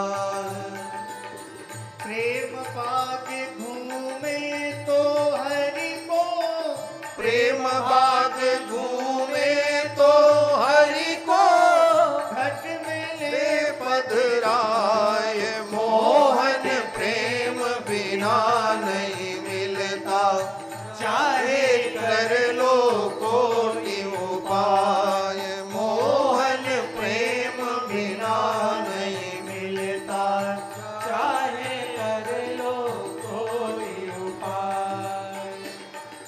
मिले न पंडित को ज्ञानी को, मिले न पंडित को ज्ञानी को, मिले न पंडित को ज्ञानी को, मिले न पंडित को ज्ञानी को, मिले न आम लगाए। मिले न ध्यान लगा। ढाई अक्षर प्रेम पढ़े तो, ढाई अक्षर प्रेम पढ़े तो लक्ष्मण नयन समाय। मोहन प्रेम बिना नहीं मिलता, चाहे कर लो कोटि उपाय। मोहन प्रेम बिना नहीं मिलता, चाहे कर लो कोई उपाय। मोहन प्रेम बिना नहीं मिलता, चाहे कर लो कोई उपाय। मिले न मंदिर में मूरत में, मिले न मंदिर में मूरत में, मिले न मंदिर में मूरत में, मिले न मंदिर में मूरत में, मिले न अलग जगह, मिले न अलग जगह। प्रेम बिंदु दृग से से टपके तो, प्रेम बिंदु दृग से टपके तो तुरंत प्रकट हो जाए। मोहन प्रेम बिना नहीं मिलता, चाहे कर कर लो कोटि उपाय। मोहन प्रेम बिना नहीं मिलता, चाहे कर लो कोई उपाय। चाहे कर लो कोटि उपाय। चाहे कर लो कोटि उपाय। चाहे कर लो कोटि उपाय। चाहे कर लो कोटि उपाय। मोहन प्रेम बिना नहीं मिलता, चाहे कर लो कोटि उपाय। मोहन प्रेम बिना नहीं मिलता, चाहे कर लो कोटि उपाय। चाहे कर लो कोटि उपाय। चाहे कर लो कोटि उपाय। लो चाहे कर लो कोटि उपाय। चाहे कर लो कोटि उपाय। चाहे कर लो कोटि उपाय। चाहे कर लो कोटि उपाय। बोलो श्री राधा कृष्ण भगवान की जय। जय जय श्री राधे श्याम। श्री बिंदु जी महाराज कहते हैं कि मोहन सूत्र में कहते हैं प्रेमैव कार्यम प्रेमैव कार्यम प्रेमैव कार्यम।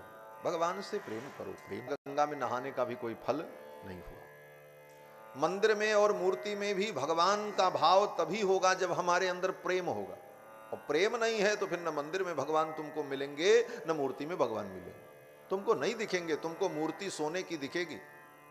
जिनको प्रेम नहीं होता वो मंदिर में जाते हैं तो कहते हैं क्या, अरे बड़ी सुंदर पत्थर की मूर्ति थी, मार्बल की मूर्ति, सोने की मूर्ति थी। अरे बेवकूफ, भगवान न सोने के होते न पत्थर के होते, भगवान भगवान होते। वहां जाकर के भगवान को देखो, पत्थर और सोना मत देखो। वहां जाकर के पत्थर और सोना उनको दिखने लगता। कारण बोले प्रेम नहीं। प्रेम अगर है तो भगवान का दर्शन करते ही भगवान का वो स्वरूप तुम्हारे हृदय को आनंदित कर देगा मंदिर में। फिर वहां तुम्हारी दृष्टि ये नहीं जाएगी कि चांदी का लोटा रखा है कि सोने का मुकुट भगवान पहने हैं। कितना वैभव है, मूर्ति चमक रही है कि गंदी है, ये नहीं, तुम्हें तो भगवान केवल दिखेंगे। लेकिन ये कब होगा? बोले जब प्रेम होगा। इस दृष्टि से श्री बिंदु जी महाराज कहते हैं, बिंदु जी ये भी कहते हैं कि मिले न पंडित को ज्ञानी को। पंडित और ज्ञानी को भी भगवान नहीं मिलते अगर प्रेम नहीं। बोले पंडित ज्ञानी कौन? बोले जो सब पोथी पढ़ ले। बोले सब पोथी पढ़ लो, सब पोथी रावण भी पढ़ा हुआ था, रावण से बड़ा कौन पंडित था? लेकिन उसके अंदर प्रेम न होने के कारण भगवान सामने खड़े हैं, फिर भी वो भगवान को पहचान नहीं पाता। इसी बात को कबीरदास जी ने अपने शब्दों में कहा, पोथी पढ़ी पढ़ी जगमुआ पंडित भया न कोय, ढाई आखर प्रेम का पढ़े सो पंडित होय। वहां पोथी पढ़ने की निंदा नहीं है, पोथी तो पढ़ना ही चाहिए। बिना पोथी पढ़े, बिना शास्त्र पढ़े इन बातों को हम कैसे समझ पाएंगे? तो वहां पर शास्त्र की निंदा नहीं है, अपितु शास्त्र को पढ़ने का जो फल है उस फल को हम समझे। शास्त्रादि अध्ययन का फल क्या है? बोले वो फल है भगवान के चरणों में प्रेम। यही बात ऋषभदेव भगवान कहते हैं कि प्रीतिर्न भगवन्मयि वासुदेवे, पीतिर्न यावन्मयि वासुदेवे, न मुच्यते देह योगे न तावत। जब तक मुझ परमात्मा में प्रीति नहीं होगी तब तक जीव भवबंधन से मुक्त नहीं हो सकता। फिर तो ऋषभदेव भगवान उपदेश करते हुए कहते हैं, देखो बंधन और मुक्ति के लिए दो शब्द बड़े अद्भुत हैं। बोले क्या? बोले एक शब्द है मम और एक है न मम, बस दो शब्द। यही दोनों शब्द एक मुक्ति का कारण है, एक बंधन का कारण है। द्वे पदे बंध मोक्षाय न ममेति ममेति च। द्वे पदे बंध मोक्षाय, बंधन और मुक्ति के लिए दो शब्द हैं बस, एक बंधन के लिए एक मुक्ति के लिए। अगर हम समझ लें तो इतने में ही सब समझदारी पैदा हो जाएगी। क्या शब्द है? कहते हैं कि द्वे पदे बंध मोक्षाय न ममेति ममेति च, ममेति बध्यते जंतुर। ये मम एक शब्द, ये मम शब्द जो है ये बंधन का कारण है। हम माया में क्यों बंधे?